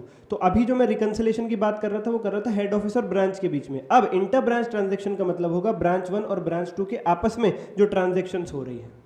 सर ब्रांच 1 और ब्रांच 2 ट्रांजैक्शन कर रही है, इसमें हेड ऑफिस का क्या लेना देना? नहीं, हर चीज हेड ऑफिस के थ्रू होती है, हेड ऑफिस को इन्फॉर्मेशन होनी चाहिए। तो अगर ब्रांच 1 और ब्रांच 2 के बीच कोई ट्रांजैक्शन हो रही है वो हेड ऑफिस के थ्रू ही रूट होगी, उसकी एंट्री हेड ऑफिस की बुक्स में भी पास होंगी। मान लीजिए ब्रांच 1 ने गुड सेल किए ब्रांच 2 को, तो ब्रांच 1 डायरेक्ट एंट्री पास नहीं करेगी, branch 2 account debit to sales account. Branch 2 direct entry pass नहीं करेगी, purchase account debit to branch 1 account. No, ये एंट्री हेड ऑफिस के थ्रू मूव होगी। ऐसा माना जाएगा ब्रांच 1 ने पहले हेड ऑफिस को सेल करी है, फिर हेड ऑफिस ने आगे ब्रांच 2 को पहुंचाया है गुड्स। हेड ऑफिस को पूरी इंफॉर्मेशन रहनी चाहिए। ट्रांजैक्शन बिटवीन 2 और more different branches belonging to same head office are known as inter branch transactions. एक ही हेड ऑफिस की दो अलग अलग ब्रांचों के बीच जो ट्रांजैक्शंस होती है उन्हें इंटर ब्रांच ट्रांजैक्शन कहते हैं। For the purpose of keeping control over the transactions, entries are routed through the head office account in the branches book. और ब्रांचेस की बुक्स में हेड ऑफिस अकाउंट के थ्रू ही entry route होती है, head office को ही बिचौलिया mediator बनाया जाता है। ठीक है सर, तो हेड ऑफिस और ब्रांच सभी के यहाँ एंट्रीज पास होती हैं, भले ही ट्रांजैक्शन दोनों ब्रांच के ही बीच में क्यों ना हो रही सी। बच्चों अगला मुद्दा आता है फॉरेन ब्रांच, जो हमारा सेकंड टॉपिक है ब्रांच अकाउंटिंग के अंदर, foreign branch. The branch operating outside of India is called foreign branch. Bharat के बाहर की ब्रांच कहलाती है foreign branch. Head office India में है, ब्रांच बाहर है, विदेश में है, that is called foreign branch. तो फिर क्या होगा, फॉरेन ब्रांच की अकाउंटिंग फॉरेन की अपनी करेंसी में चल रही होगी, उसकी ट्रांजैक्शन उस देश की करेंसी में हो रही होगी जहां पे वो है, और साल के एंड में वो क्या करती है, वो अपना उसी करेंसी में, विदेशी करेंसी में बना हुआ ट्रायल बैलेंस हेड ऑफिस को पहुंचाती है। फिर हेड ऑफिस को क्या करना पड़ता है, हेड ऑफिस को वो ट्रायल बैलेंस अपने यहाँ इनकॉर्पोरेट करना पड़ता है। हो before incorporating the branch trial balance has to be converted into Indian currency. और वो ट्रायल बैलेंस तो विदेशी करेंसी में बना हुआ है, तो पहले उसे रुपीज में कन्वर्ट करना पड़ेगा, फिर इनकॉर्पोरेशन होगा हेड ऑफिस के ट्रायल बैलेंस के साथ उस दूसरे करेंसी में बने हुए ट्रायल बैलेंस का। और कन्वर्जन कैसे होता है, जो विदेशी ब्रांच फॉरेन ब्रांच का ट्रायल बैलेंस आया है विदेशी करेंसी के अंदर, फॉरेन करेंसी में जो बना हुआ है, उसमें जो ओपनिंग बैलेंस है वो ओपनिंग रेट पे कन्वर्ट हो जाएंगे, क्लोजिंग रेट पे, और इनकम एक्सपेंस एवरेज रेट पे। If specific rate on date of transaction is given, use such a rate of conversion. अगर किसी ट्रांजैक्शन का डेट का रेट ही दे रखा है, जिस दिन वो ट्रांजैक्शन हुई तो वही वाला रेट ले लो, फिर ओपनिंग क्लोजिंग एवरेज छोड़ो। The difference after conversion is posted to exchange difference account. जो भी ट्रायल बैलेंस को कन्वर्ट करने के बाद, डॉलर से रुपये में कन्वर्ट करने के बाद डिफरेंस आएगा वो एक्सचेंज डिफरेंस अकाउंट में चला जाएगा। If balance related to any item is available in the other entities books, don't convert, just use that balance. अगर हेड ऑफिस के यहाँ पे बैलेंस दे ही रखा आपको ब्रांच का, तो भाई कन्वर्जन मत करो, फिर कोई कन्वर्जन करने की जरूरत नहीं है आपको किसी रेट पे। फिर हेड ऑफिस की बुक्स में जो ब्रांच का बैलेंस है वो एज इट इज उठा लो दूसरे की बुक्स से, कोई रेट यूज मत करना वहां पे कन्वर्जन। कहने का मतलब ये है, अगर कन्वर्टेड बैलेंस कोई दे रखा है, ऑलरेडी डॉलर से रुपीज कन्वर्टेड अवेलेबल है, मान लीजिए जो ब्रांच का ट्रायल बैलेंस है जो डॉलर में बना हुआ है, उसमें हेड ऑफिस का बैलेंस आ रहा है $10,000, और हेड ऑफिस की बुक्स में जो ट्रायल बैलेंस है उसमें ब्रांच अकाउंट का बैलेंस आ रहा है मान लीजिए ₹8 लाख। तो कोई कन्वर्जन करने की जरूरत नहीं, कोई रेट यूज करने की जरूरत नहीं, सीधा 8 लाख रुपए बैलेंस है, बात खत्म, कन्वर्टेड है ऑलरेडी आपके पास। Commission will be first calculated in the currency of the country in which the person receiving commission is operating and then conversion is done. अगर कमीशन की चर्चा क्वेश्चन में है तो कमीशन पहले कौन सी करेंसी में कैलकुलेट होगा? Of the country in which the person receiving commission is operated. मान लीजिए फॉरेन ब्रांच के मैनेजर को कमीशन मिल रहा है तो उसका कमीशन पहले डॉलर में कन्वर्ट कैलकुलेट होगा, उसका जो कमीशन कैलकुलेट होगा वो डॉलर में कैलकुलेट होगा और फाइनल उसका कमीशन निकल जाने के बाद वो रुपीस में कन्वर्ट होगा। आप ये गलती मत कर देना, क्वेश्चन में दे रखा उसका कमीशन कैलकुलेट कर लो, सीधा रुपीस में ही कैलकुलेट कर लो। नहीं, ब्रांच मैनेजर है, फॉरेन ब्रांच का मैनेजर है, पहले उसका कमीशन डॉलर में कैलकुलेट होके फिर कन्वर्ट होगा रुपीस में। और आखिरी last but not the least प्यारे बच्चों, डिपेंडेंट ब्रांच। जो ब्रांच अपने खुद के बुक्स ऑफ अकाउंट मेंटेन नहीं करती है that is called dependent branch. जो डिपेंडेंट है हेड ऑफिस के ऊपर अपनी अकाउंटिंग के लिए। 3 प्रकार से डिपेंडेंट ब्रांच की अकाउंटिंग हो सकती है, debtor method, stock and debtor method और ट्रेडिंग P&L या जिनको कहूं final accounts method. Net profit किसी भी मेथड से सेम ही आएगा, आप डेटर मेथड लगाओ, स्टॉक एंड डेटर मेथड लगाओ या ट्रेडिंग P&L मेथड लगाओ, बैलेंस सेम ही आना है। डेटर मेथड में क्या है? एक सिंगल ब्रांच अकाउंट बनाया जाता है हेड ऑफिस की बुक्स में और जितनी भी ट्रांजैक्शंस हुई हैं वो उस ब्रांच अकाउंट के थ्रू ही मूव करेंगी और कुछ भी नहीं करना। हाँ, अगर कुछ क्वेश्चन में डाटा मिसिंग है तो डेटर अकाउंट बना लो। डेटर अकाउंट कैसे बनता है? Opening balance to balance BD, जो और सेल कर दी टू सेल्स अकाउंट, जो वहां से पैसा आ गया बाय बैंक अकाउंट, जो वहां पे बैड डेट हो गई बाय बैड डेट अकाउंट और क्लोजिंग बैलेंस लास्ट में बाय बैलेंस CD। ठीक है सर। इसी प्रकार से स्टॉक एंड डेटर मेथड होता है। ये डेटर मेथड का ही एक डिटेल्ड वर्जन है। अगर क्वेश्चन के अंदर डेटा ज्यादा है तो आपको निम्नलिखित अकाउंट बनाने पड़ सकते हैं। ऐसे केस में केवल एक ब्रांच अकाउंट बना के बात नहीं बनती, अलग अलग लेजर अकाउंट्स बनाए जाते हैं ब्रांच रिलेटेड ट्रांजैक्शंस के लिए। जो हेड ऑफिस जो ब्रांच की ट्रांजैक्शंस हो रही हैं उनके लिए अलग अलग खाते बनाए जाएंगे। स्टॉक की ट्रांजैक्शंस के लिए अलग, डेटर्स के लिए अलग, एक्सपेंसेस के लिए अलग, goods and to branch account अलग, कैश बैंक अकाउंट अलग, ब्रांच का फिक्स्ड एसेट अकाउंट अलग और P&L अकाउंट अलग। और फाइनल अकाउंट्स मेथड में this method is the easiest of all to follow. ये तीनों का सबसे आसान मेथड है। It also provides complete information of all transaction, ये सभी ट्रांजैक्शंस की कंप्लीट इन्फॉर्मेशन भी बताता है। Under this method trading and P&L account is prepare to find out net profit loss. इसमें तो हम ट्रेडिंग P&L अकाउंट बना लेते हैं और ट्रेडिंग P&L तो 11वीं क्लास से बना रहे हो, कुछ दिक्कत ही नहीं है। Trading account to opening stock, to purchase, to direct expense और अपना to GP by sales by closing stock, sale purchase return minus कर लेते हैं उनमें से ही, फिर GP कैरी फॉरवर्ड होकर P&L में, उसमें से indirect expense minus two net profit, वही है। फाइनल अकाउंट्स मेथड तो कुछ है ही नहीं, सिंपल, जो 11वीं क्लास से कर रहे हो। तो कॉन्सेप्चुअल चर्चा यहाँ पे समाप्त होती है। चलिए प्यारे बच्चों, सब्सक्राइब जरूर कीजिए अगर आपको लग रहा है थोड़ी बहुत मेहनत हो रही है तो। अब क्वेश्चन के लिए क्या करना है बच्चों, आपको वीडियो के डिस्क्रिप्शन में चले जाओ, PDF भी मिलेगी और जो क्वेश्चन करना है इंडिपेंडेंट ब्रांच का फुल फ्लैश सब कवर हो जाएगा, उसका लिंक भी नीचे डिस्क्रिप्शन में मिल जाएगा। डिस्क्रिप्शन में एक लिंक और दूंगा ब्रांच की पूरी प्लेलिस्ट का। अगर किसी भी बच्चे का ब्रांच का कोई भी क्वेश्चन रहता है, स्टडी मटेरियल का, इलस्ट्रेशन हो, प्रैक्टिकल हो, इंडिपेंडेंट ब्रांच हो, डिपेंडेंट ब्रांच हो, फॉरेन ब्रांच हो, कुछ भी हो, उस लिंक पे क्लिक करना, आपको पूरे के पूरे ब्रांच के लेक्चर्स मिल जाएंगे। अपना जो भी क्वेश्चन आपको ढूंढना हो आराम से करिएगा, किसी भी क्वेश्चन में कोई दिक्कत हो। चलिए, कोई दिक्कत हो कमेंट करके बताइएगा। आज के लिए इतना ही। थैंक यू प्यारे बच्चों, सब्सक्राइब जरूर करो, जरूर करो, जरूर करो। एक भी बार नहीं पढ़ा, अमेलगमेशन छोड़ के जाने का सोच रहे हैं, फिर भी डर है 14 नंबर कहीं घाटे में न रह जाएं। चिंता मत करो, लीस्ट पॉसिबल टाइम में रिवाइज करवा दूंगा। शर्त एक ही है, अंत तक देखिएगा। हर वीडियो में मैं यही कहता हूं क्योंकि सच्चाई भी यही है, अंत तक देखोगे तभी पूरा फायदा मिलेगा। सारा अमेलगमेशन रिवाइज करवा दूंगा और एक फुल फ्लेज्ड क्वेश्चन भी करवा दूंगा जिसके अंदर पूरे अमेलगमेशन की एक एक जर्नल एंट्री, बैलेंस शीट सब रिवाइज हो जाएगी। तो जुड़े रहिए बच्चों आखिरी शॉर्ट अमेलगमेशन को देने के लिए हमारे साथ। बिना किसी देरी के शुरुआत करते हैं। अमेलगमेशन के अंदर 4 टॉपिक हैं। अमेलगमेशन, एब्जॉर्प्शन, एक्सटर्नल रिकंस्ट्रक्शन का मीनिंग, परचेज कंसिडरेशन की कैलकुलेशन, कैसे पुरानी company, transferor company, selling company, old company की बुक्स को क्लोज करते हैं और कैसे नई कंपनी की बुक्स के अंदर जर्नल एंट्रीज पास करते हैं। देखिए, The ever-growing market competition has led to the adoption of different strategies of business growth. Amalgamation is one of those strategies. Growth करने के लिए amalgamation भी एक strategy है जिसके अंदर एक कंपनी दूसरे को absorb कर लेती है या दोनों मिलकर के एक तीसरी कंपनी बना देते हैं। A plus B मिलकर के बन गई C, this is called amalgamation. A plus B रह गई B यानी B ने A को absorb कर लिया, this is called absorption. और एक होता है external reconstruction. A को ही हमने externally reconstruct करके उसका नाम बदल के B रख दिया। तो amalgamation, एब्जॉर्प्शन, एक्सटर्नल रिकंस्ट्रक्शन, ये 3 प्रकार की स्ट्रेटजीज इस चैप्टर के अंदर होती हैं जिनका अकाउंटिंग ट्रीटमेंट सेम ही होता है। सर इंटरनल रिकंस्ट्रक्शन अलग चैप्टर है, ऊपर आई बटन में चले जाओ, वो भी कराया हुआ है मैंने लीस्ट पॉसिबल टाइम में इसी प्रकार से। पसंद आए तो सब्सक्राइब जरूर करो बच्चों। अगला टॉपिक, परचेज कंसिडरेशन कैसे निकालते हैं बच्चों। परचेज कंसिडरेशन का मतलब क्या होता है, जो अमाउंट आपको सामने वाली कंपनी के शेयर होल्डर्स को चुकाना है। अगर A प्लस बी को मिला करके C बनाई गई है तो C ने A और B को टेक ओवर किया है तो C A और B के शेयर होल्डर्स को कुछ पेमेंट करेगी। इसी प्रकार से अगर A और B को मिला करके B रह गई, B ने A को एब्जॉर्ब कर लिया तो B A के शेयर होल्डर्स को कुछ पेमेंट करेगी, उसी को कहते हैं परचेज कंसिडरेशन। इसके लिए दो मेथड है प्यारे बच्चों, नेट पेमेंट मेथड और net asset method. If lump sum amount is given in question, कोई मेथड की जरूरत नहीं। अगर क्वेश्चन में दे ही दिया इतनी परचेज कंसिडरेशन तो क्वेश्चन का भला हो, धन्यवाद। बट अगर नहीं दिया, जिसके चांसेस 90% होते हैं कि नहीं मिलेगी तुम्हें परचेज कंसिडरेशन, खुद ढूंढनी पड़ेगी, तो उसके लिए दो मेथड हैं, नेट पेमेंट मेथड और net asset method. Net payment में क्या करना है, एक एक करके आप निकालते हो कि भाई इक्विटी शेयरहोल्डर्स को क्या मिला, प्रेफरेंस शेयरहोल्डर्स को क्या पेमेंट की गई, और अगर कुछ पैसा बच गया है, फ्रैक्शन शेयर्स आ रहे हैं तो उसके बदले में कैश दिया जाता है। ठीक है जी। नंबर ऑफ शेयर्स किसको कितने दिए जाएंगे, प्रेफरेंस को कितना, इक्विटी को कितना, उसके लिए स्वैप रेशो या इंट्रिंसिक वैल्यू, इन दोनों में से कोई एक चीज क्वेश्चन में दे रखी होती है, उसका यूज करके चलते हैं।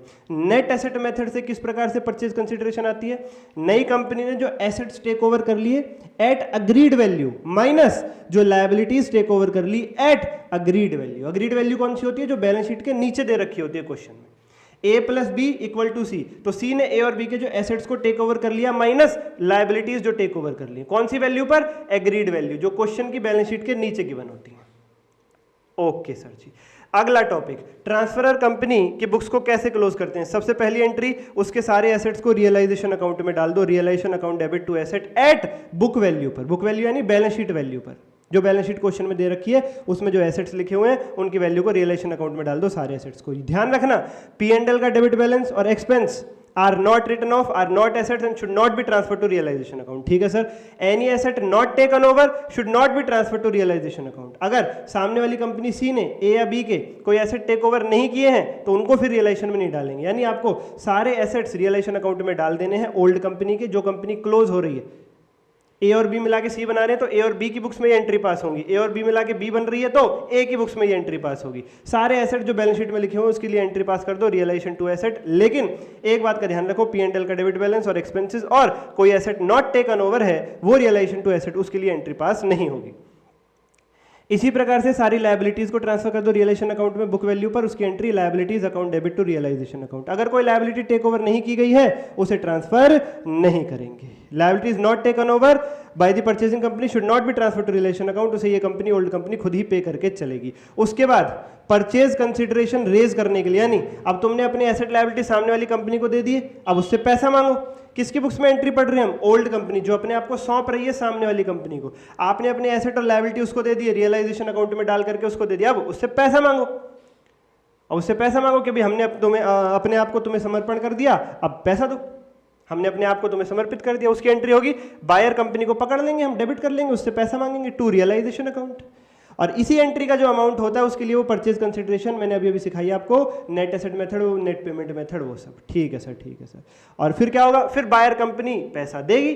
थर्ड एंट्री में तुमने उससे पैसा मांगा है, अब वो तुम्हें पैसा देगी, तो cash account debit to buyer company, cash account debit to buyer company. और सामने वाली कंपनी शेयर्स भी देती है तो इक्विटी शेयर या प्रेफरेंस शेयर्स भी डेबिट हो जाएंगे। ठीक है सर। रियलाइजेशन के एक्सपेंसेस को पे करने के लिए realisation account debit to bank account. अगर रियलाइजेशन एक्सपेंसेस आपने पे नहीं किए, are paid by transferor company but actually to be borne by transferee company, यानी अभी के लिए आपने पे कर दिए हैं बट जो सामने वाली कंपनी है वो कह रही है रियलाइजेशन एक्सपेंसेस जो तुम्हारे लग गए हैं, जो अभी के लिए तुमने पे किए हैं, वो भी हम तुम्हें बाद में दे देंगे। तो उसके लिए बायर कंपनी टू कैश और फिर कैश टू बायर कंपनी, ये दो एंट्रीज पास होंगी। No entry should be pass in the books of transfer company if realisation expense are both paid and borne by transferee company. अगर transferee company यानी सामने वाली company ने ही realisation के expenses पे किए हैं और उसी ने बियर भी किए हैं, उसने कहा मैं ही दूंगी, मेरे हिस्से में है, तो हमें कोई एंट्री पास ही नहीं करनी। हमने दिए, हमारे हिस्से में आए थे, तो रियलाइजेशन टू कैश या बैंक फिफ्थ पॉइंट पे। हमने अभी दे दिए, बाद में लेना है, तो फिफ्थ का ए, बायर कंपनी टू कैश और कैश टू बायर कंपनी, ये वाली एंट्री। प्रेफरेंस शेयर होल्डर्स को अब हम यानी ओल्ड कंपनी अपने प्रेफरेंस शेयर होल्डर्स का हिसाब करेगी। क्या कहेगी, प्रेफरेंस शेयर कैपिटल डेबिट और नई कंपनी के प्रेफरेंस शेयर्स पकड़ो, पुरानी preference share capital debit to नई प्रेफरेंस शेयर होल्डर्स अकाउंट, और फिर preference share holder to preference shares to cash. यानी इस एंट्री का ये जो सिक्स्थ एंट्री है इसको आप समझो, पहले लिखा हुआ है प्रेफरेंस शेयर कैपिटल डेबिट, उसके बाद टू प्रेफरेंस शेयर होल्डर, उसके बाद लिखा हुआ है preference share holder account debit to preference share to cash. यानी हम हैं ओल्ड कंपनी, हम हैं ओल्ड कंपनी। ओल्ड कंपनी अपने प्रेफरेंस शेयर होल्डर्स की पुरानी कैपिटल को खत्म करेगी और नई कंपनी से प्रेफरेंस शेयर्स या कैश लेकर के उनको दे देगी। तो पुरानी preference share capital debit to नए preference share to cash account. Sir ये बीच में एक बार टू प्रेफरेंस शेयर होल्डर को क्रेडिट करना और फिर डेबिट करना, ये क्या किया गया? ये तो बताया गया ना कि प्रेफरेंस शेयर होल्डर को पेमेंट देने हैं, नेट इफेक्ट तो खत्म हो गया। और अगर कोई भी डिफरेंस आता है तो वो चला जाएगा रियलाइजेशन अकाउंट डेबिट में। इसी प्रकार से पुरानी equity share capital debit to equity share holders account, और उसके बाद इक्विटी शेयर होल्डर्स को शेयर कैपिटल हम अलॉट कर देंगे और capital reserve, P&L, workman compensation, realisation, इन सबके डेबिट बैलेंस को राइट ऑफ कर देंगे और जो भी डिफरेंस आएगा वो रियलाइजेशन अकाउंट में डाल देंगे। At last accounts are closed as follows, और उसके बाद जो प्रेफरेंस शेयर होल्डर में बैलेंस बचेगा वो रियलाइजेशन में क्लोज, रियलाइजेशन में जो बैलेंस बचेगा वो इक्विटी शेयर होल्डर्स में close, cash balance equity share holders में ट्रांसफर कर दो और इक्विटी शेयर होल्डर्स अकाउंट अपने आप टैली हो जाना चाहिए अगर आपने काम बिल्कुल ठीक किया है। आखिरी पॉइंट, जो परचेजिंग कंपनी है उसकी बुक्स में journal entry, business purchase to vendor company, यानी ए और बी ने मिलकर सी बनाई, तो सी के यहाँ पे क्या एंट्रीज होंगी? Business purchase account debit to A to B, फिर उसके एसेट्स आपके पास आ जाएंगे, एसेट अकाउंट डेबिट, उसकी लायबिलिटीज भी आपकी to liabilities to business purchase. अगर कोई डिफरेंस आता है वो गुडविल और कैपिटलिज्म में चला जाएगा सेकंड एंट्री के अंदर। थर्ड एंट्री, अब तुमने सामने वाली कंपनी के एसेट लायबिलिटी सब टेक ओवर कर लिए, अब उसको हिसाब करो, तो वेंडर कंपनी अकाउंट डेबिट उसे क्या दोगे? कैश दे दो, प्रेफरेंस शेयर दे दो, इक्विटी शेयर दे दो, और अगर प्रीमियम पे इशू किए गए शेयर्स तो सिक्योरिटी प्रीमियम रिजर्व को क्रेडिट कर दो। उसके बाद अगर सामने वाली कंपनी के डिवेंचर्स को भी आपने नए डिवेंचर्स दिए तो पुरानी कंपनी के डिवेंचर्स डेबिट टू नए डिवेंचर्स, गुडविल और capital reserve account debit to cash account. ये एंट्री आप ध्यान रख के चलोगे, ये बहुत ही कीमती एंट्री है। इसके बाद जो रिजर्व्स का ट्रीटमेंट है उसके लिए आपको क्या ध्यान रखना है? अगर amalgamation in nature of merger है तो जो in the books of purchasing company यानी नई कंपनी की बुक्स में जो रिजर्व्स हैं, all reserves are taken over at book value. सुनिए, दोबारा सुनिए, अगर amalgamation in nature of merger है तो परचेजिंग कंपनी की बुक्स में क्या एंट्री होगी, यानी नई कंपनी की बुक्स में क्या एंट्री होगी? सारे के सारे रिजर्व्स बुक वैल्यू पे टेक ओवर किए जाएंगे और जो भी परचेज कंसिडरेशन और एग्जिस्टिंग शेयर कैपिटल का डिफरेंस है उसे रिजर्व से एडजस्ट करके चलेंगे। ठीक है सर जी। अगर amalgamation in nature of purchase है तो परचेजिंग कंपनी यानी सी की बुक्स में क्या एंट्री करी जाएगी? सारे रिजर्व्स टेक ओवर नहीं किए जाते amalgamation in nature of purchase में, केवल statutory reserves and amalgamation adjustment reserve ही खोला जाता है, जिसकी एंट्री होगी amalgamation adjust reserve account debit to statutory reserve account. Statutory reserve वो होते हैं जो किसी स्टैट्यूट के कहने पर बनाए जाते हैं, पुरानी कंपनी ने किसी स्टैट्यूट के कहने पर बना रखे थे और नई कंपनी को भी मैंडेटरीली रखने ही पड़ेंगे। अब amalgamation in nature of merger हो चाहे amalgamation in nature of purchase हो, सेलिंग कंपनी यानी पुरानी कंपनी के यहाँ क्या होगा? रिजर्व्स को इक्विटी शेयर अकाउंट में ट्रांसफर कर देंगे। Reserves up to the extent constituting as liability should be transfer to realisation. अगर किसी रिजर्व पे लायबिलिटी है तो उतना अमाउंट रियलाइजेशन में जाएगा और बाकी का इक्विटी शेयर होल्डर में। अगर किसी रिजर्व पे कोई लायबिलिटी नहीं है, पूरा का पूरा रिजर्व इक्विटी शेयर होल्डर में, चाहे अमेलगमेशन नेचर ऑफ मर्जर हो चाहे नेचर ऑफ परचेज हो, सेलिंग कंपनी ओल्ड कंपनी की बुक्स में यही एंट्रीज होंगी। खत्म पूरी की पूरी रिवीजन अमेलगमेशन की समाप्त प्यारे बच्चों। अब क्वेश्चन कर लेते हैं। लीजिए जी, ये क्वेश्चन आपके सामने फ्लैश है, पूरा अमेलगमेशन रिवाइज हो जाएगा इसके अंदर। पुरानी कंपनी की बुक्स को क्लोज भी करेंगे, खाते भी बनाएंगे, नई कंपनी की बुक्स में एंट्री भी करेंगे और बैलेंस शीट भी देख लेंगे। फटाफट पढ़ते हैं। हरी लिमिटेड ने वायु लिमिटेड को एब्जॉर्ब कर लिया है, यानी ऐसा नहीं है कि हरी और वायु मिलकर कोई तीसरी कंपनी बना रहे। हरी ने वायु को खा लिया, हरी जिंदा रह गई, वायु मर गई, पर फिर भी हमें क्या अकाउंटिंग तो सेम ही रहती है। अब आपको क्या करना है, फटाफट नजर मार लेनी है बस एक बार इनके ऊपर, और नीचे जो नोट्स हैं उनको ज़्यादा डिटेल में पढ़ना है। पेपर में भी यही करना, बैलेंस शीट पे हल्की नजर मारना, नोट्स पे ज़्यादा टाइम देना। इक्विटी शेयर 10 रुपये का एक है, 10 लाख रुपये हरी लिमिटेड, वायु लिमिटेड 3 लाख, तो 1 लाख और 30,000 इतने शेयर्स हो गए 10 रुपये के हिसाब से हरी और वायु के। 9% प्रेफरेंस शेयर है 100 रुपीज़ ईच के हिसाब से केवल हरी लिमिटेड में, यानी 1000 प्रेफरेंस शेयर्स हो गए इंटू 100, 1 लाख रुपये की प्रेफरेंस शेयर कैपिटल हरी लिमिटेड की। उसके बाद 100 रुपये का एक शेयर है, 1 लाख की प्रेफरेंस शेयर्स भी है, वायु में भी है प्रेफरेंस शेयर, यहाँ भी 1000 शेयर हो गए 100 रुपये वाले, 1 लाख वायु लिमिटेड की प्रेफरेंस शेयर कैपिटल हो गई। फर्क कितना है, हरी लिमिटेड की प्रेफरेंस शेयर कैपिटल 9% है, वायु की 10% है। रिजर्व्स दे रखे हैं, retirement gratuity fund, property plant equipment, tangible asset वगैरह वगैरह। हरी ने वायु को टेक ओवर कर लिया और ABCD 4 बातों का ध्यान रखना है, उसके बाद सारे काम करने हैं आपको। पहली बात, जो 10% प्रेफरेंस शेयर होल्डर्स हैं किस कंपनी के, वायु के, हरी ने वायु को टेक ओवर कर लिया तो हरी वायु लिमिटेड के मालिकों को प्रेफरेंस और इक्विटी शेयर होल्डर्स को पेमेंट करेगी नहीं करेगी, बदले में पैसा या शेयर्स देगी कि नहीं देगी, बिल्कुल देगी, वही लिखा हुआ है। हरी लिमिटेड अब वायु लिमिटेड के जो 10% वाले प्रेफरेंस शेयर होल्डर थे उन्हें क्या देगी, 10% के प्रीमियम पे 9% वाले शेयर्स देगी। आप ऊपर देखो, वायु लिमिटेड की प्रेफरेंस शेयर कैपिटल कितनी थी? 10% वाली। तो हरि ने वायु को टेक ओवर कर लिया और हरि कह रही है अब तुम हमारे वाले 9% वाले प्रेफरेंस शेयर्स पकड़ो, वो भी तुम्हें 10% के प्रीमियम पे देते हैं। वायु ने कहा चलो बढ़िया है, वायु ने कहा चलो बढ़िया है। वायु लिमिटेड की गुडविल 50,000, बिल्डिंग 1.5 लाख और मशीनरी 1.5 लाख। ये अग्रीड वैल्यूज दे रखी हैं आपको, जो मैंने बताया था अभी थोड़ी देर पहले। इन्वेंट्री 10% लेस, प्रोविजन 7.5%, यानी नेट एसेट मेथड लगेगा, asset taken over minus liabilities taken over at agreed values, वहां से परचेज कंसिडरेशन निकलेगी, जो सबसे पहले हमें काम करना होता है। इतना क्वेश्चन पढ़ने के बाद सबसे पहला स्टेप आपका होगा परचेज कंसिडरेशन की कैलकुलेशन। सबसे पहले आप करेंगे परचेज कंसिडरेशन की कैलकुलेशन। ये रही परचेज कंसिडरेशन का एक वर्किंग नोट बनाएंगे। सबसे पहले इसमें एसेट्स जो टेक ओवर कर लिया at agreed value minus liabilities जो टेक ओवर कर लिया एट एग्रीड वैल्यू, काम खत्म। क्या क्या एसेट टेक ओवर कर लिया? वायु लिमिटेड का goodwill, building, machinery, inventory, trade receivable और बैंक बैलेंस अब हमने ले लिया। हम कौन है? हरी, हमने ले लिया। माइनस उसकी कौन कौन सी लायबिलिटीज थी जो हमने ले ली? रिटायरमेंट, ग्रेच्युटी फंड और ट्रेड पेबल। सर सारा ही आ गया। हाँ, तो क्वेश्चन में कुछ लिखा थोड़ी ना था कि कोई टेक ओवर नहीं हो रहा है, सारे ही आ गए, सारे आ गए। हाँ, वैल्यू बैलेंस शीट वाली मत लेना एसेट्स की। कौन सी लोगे? अग्रीड वैल्यू जो बैलेंस शीट के नीचे दे रखी थी। Goodwill 50,000, building 1.5 lakh, machinery 160, inventory 157,500, trade receivable पे प्रोविजन बनाने के बाद और बैंक बैलेंस 20,000। माइनस कर दो लायबिलिटीज 80 और 20, आपकी परचेज कंसिडरेशन आ गई 530। सर आपने लायबिलिटीज तो बुक वैल्यू पे ले ली, रिटायरमेंट, ग्रेच्युटी फंड और ट्रेड पेबल, इनकी कोई एग्रीड वैल्यू थी ही नहीं नीचे, तो इनकी तो मजबूरी में फिर बुक वैल्यू माइनस करनी पड़ेगी ना। ठीक है सर, तो आपकी परचेज कंसिडरेशन आ गई 5,30,000 रुपीज प्यारे बच्चों। और किस प्रकार से पेमेंट होगी? क्वेश्चन में लिखा था वायु लिमिटेड के प्रेफरेंस शेयरहोल्डर्स को प्रेफरेंस शेयर्स दे देंगे 10% के प्रीमियम पर। वायु लिमिटेड की कितनी प्रेफरेंस शेयर कैपिटल थी? 1 लाख रुपए। उनको 10% का प्रीमियम दोगे, कितना हो गया? 10,000। तो 5,30,000 जो हमें यानी हरि को चुकाना है टू दी वायु लिमिटेड, उसमें से 1,10,000 तो उनके प्रेफरेंस शेयरहोल्डर्स को देंगे। बिल्कुल ठीक सर। 530 यानी परचेज कंसिडरेशन का क्या मतलब है? हरि लिमिटेड वायु लिमिटेड के मालिकों को कितना पैसा देगी? 530। उसमें से प्रेफरेंस वाले मालिकों को कितना? 1,10,000। तो बचा 420 किसको जाएगा? इक्विटी वाले मालिकों को, इक्विटी वाले मालिकों को। काम खत्म, परचेज कंसिडरेशन आ गई। अब क्या करना है? अब तो भाई पुरानी कंपनी की बुक्स में खाते बना लो, वायु लिमिटेड के यहाँ खाते बना लो, काम खत्म। वायु लिमिटेड के लेजर मांगे, एंट्री मैंने रिवाइज करवा दी, लेजर बनाना यहाँ सीख लो। देखो बहुत ही ज़्यादा सिंपल है लेजर बनाने में, तो मैं कह रहा हूँ कुछ है ही नहीं, इतनी ज़्यादा आसान चीज़ है कि आप लोग हंसोगे। सबसे पहले सारे एसेट्स डाल दिए आपने, 2 सन्ड्री एसेट्स 5,70,000। ये देखिए आपने सारे के सारे एसेट्स डाल दिए।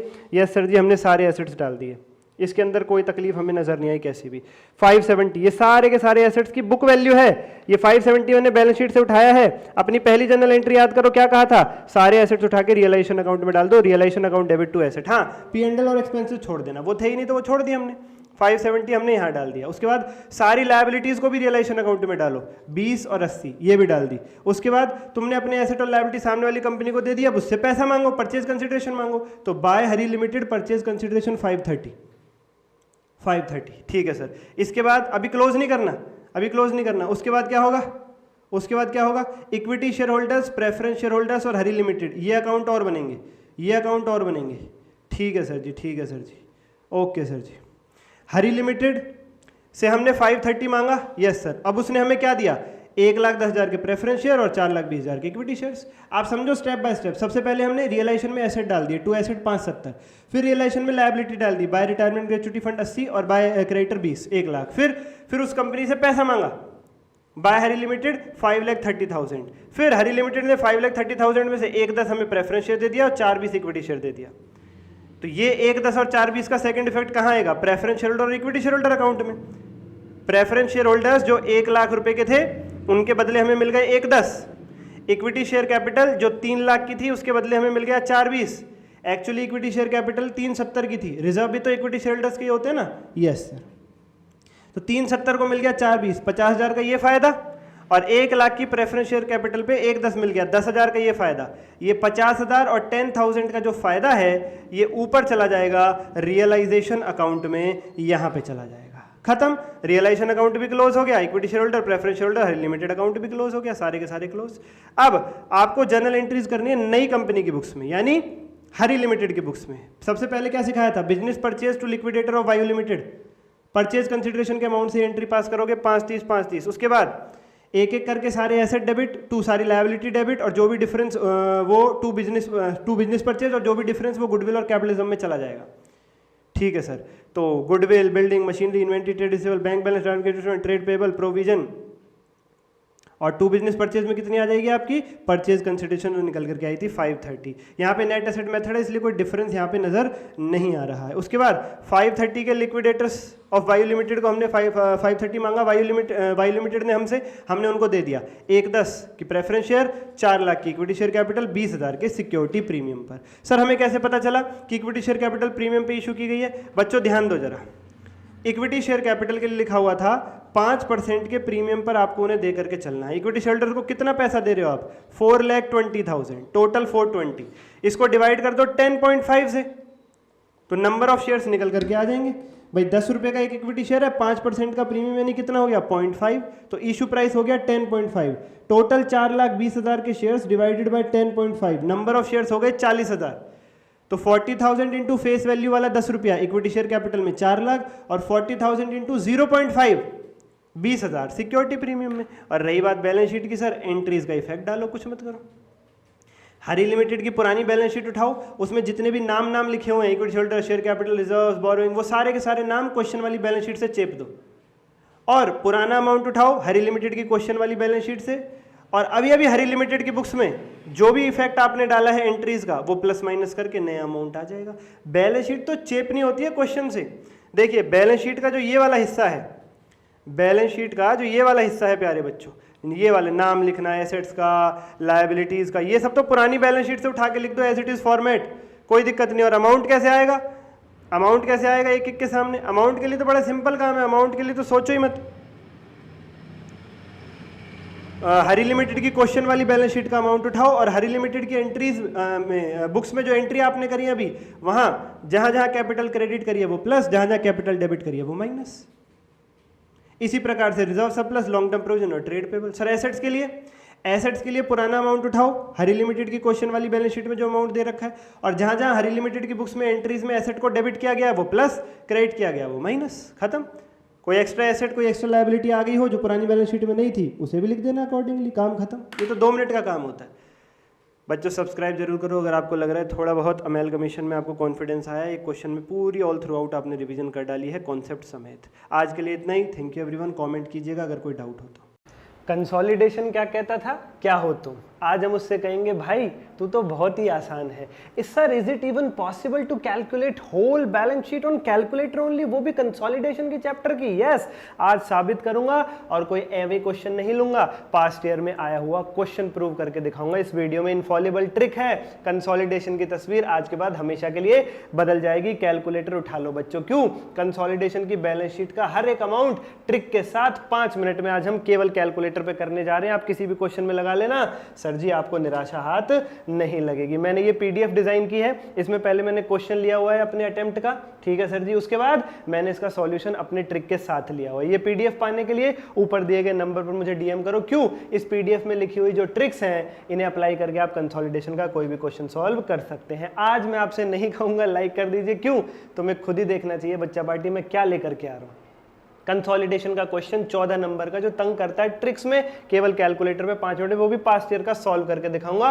और आपको ये पीडीएफ फ्री ऑफ कॉस्ट भी मिलेगी। डीएम जरूर जरूर जरूर कर देना। वीडियो के डिस्क्रिप्शन में जाके मैराथन देखो, मॉड्यूल 3 है इसके पूरे। और अगर कंसोलिडेशन के क्वेश्चन फ्री में प्रैक्टिस करना चाहते हो या किसी भी चैप्टर के, तो ऊपर दिए गए नंबर पर मुझे डीएम जरूर जरूर कर देना। आज कंसोलिडेशन की शक्ल बदल जाएगी पूरे तरीके से। ट्रिक्स पहली बार ऑल इंडिया के अंदर आ रही है कंसोलिडेशन के क्वेश्चन को लेकर के। First time ever in India this is going to happen. It happens only in your channel, only on your channel बच्चा पार्टी। सब्सक्राइब करके बेल आइकन दबा दो। क्यों? 17,000 का हमारा टारगेट पूरा कराओ। मैं आप लोगों को एमसीक्यूज जो आईसीआई की बुकलेट है वो अपलोड करूंगा, उसमें से जो टॉप 50 एक्सपेक्टेड एमसीक्यू हैं। लेकिन जल्दी से जल्दी बच्चा पार्टी, जल्दी से जल्दी आप हमारा टारगेट पूरा कराओ। सब्सक्राइब करके बेल आइकन दबा दो। ठीक है सर जी, अब शुरू करते हैं कंसोलिडेशन लेके प्रभु का नाम कैलकुलेटर पर। आइए बच्चा पार्टी, ये हमारा जनवरी 25 का पीवाईक्यू का क्वेश्चन है। सर हमने जनवरी 25 का क्वेश्चन क्यों लिया है? क्योंकि बच्चा पार्टी इसमें कंसोलिडेटेड बैलेंस शीट है बनाने के लिए, और 99% केस में कंसोलिडेशन का क्वेश्चन क्या पूछेगा आपसे?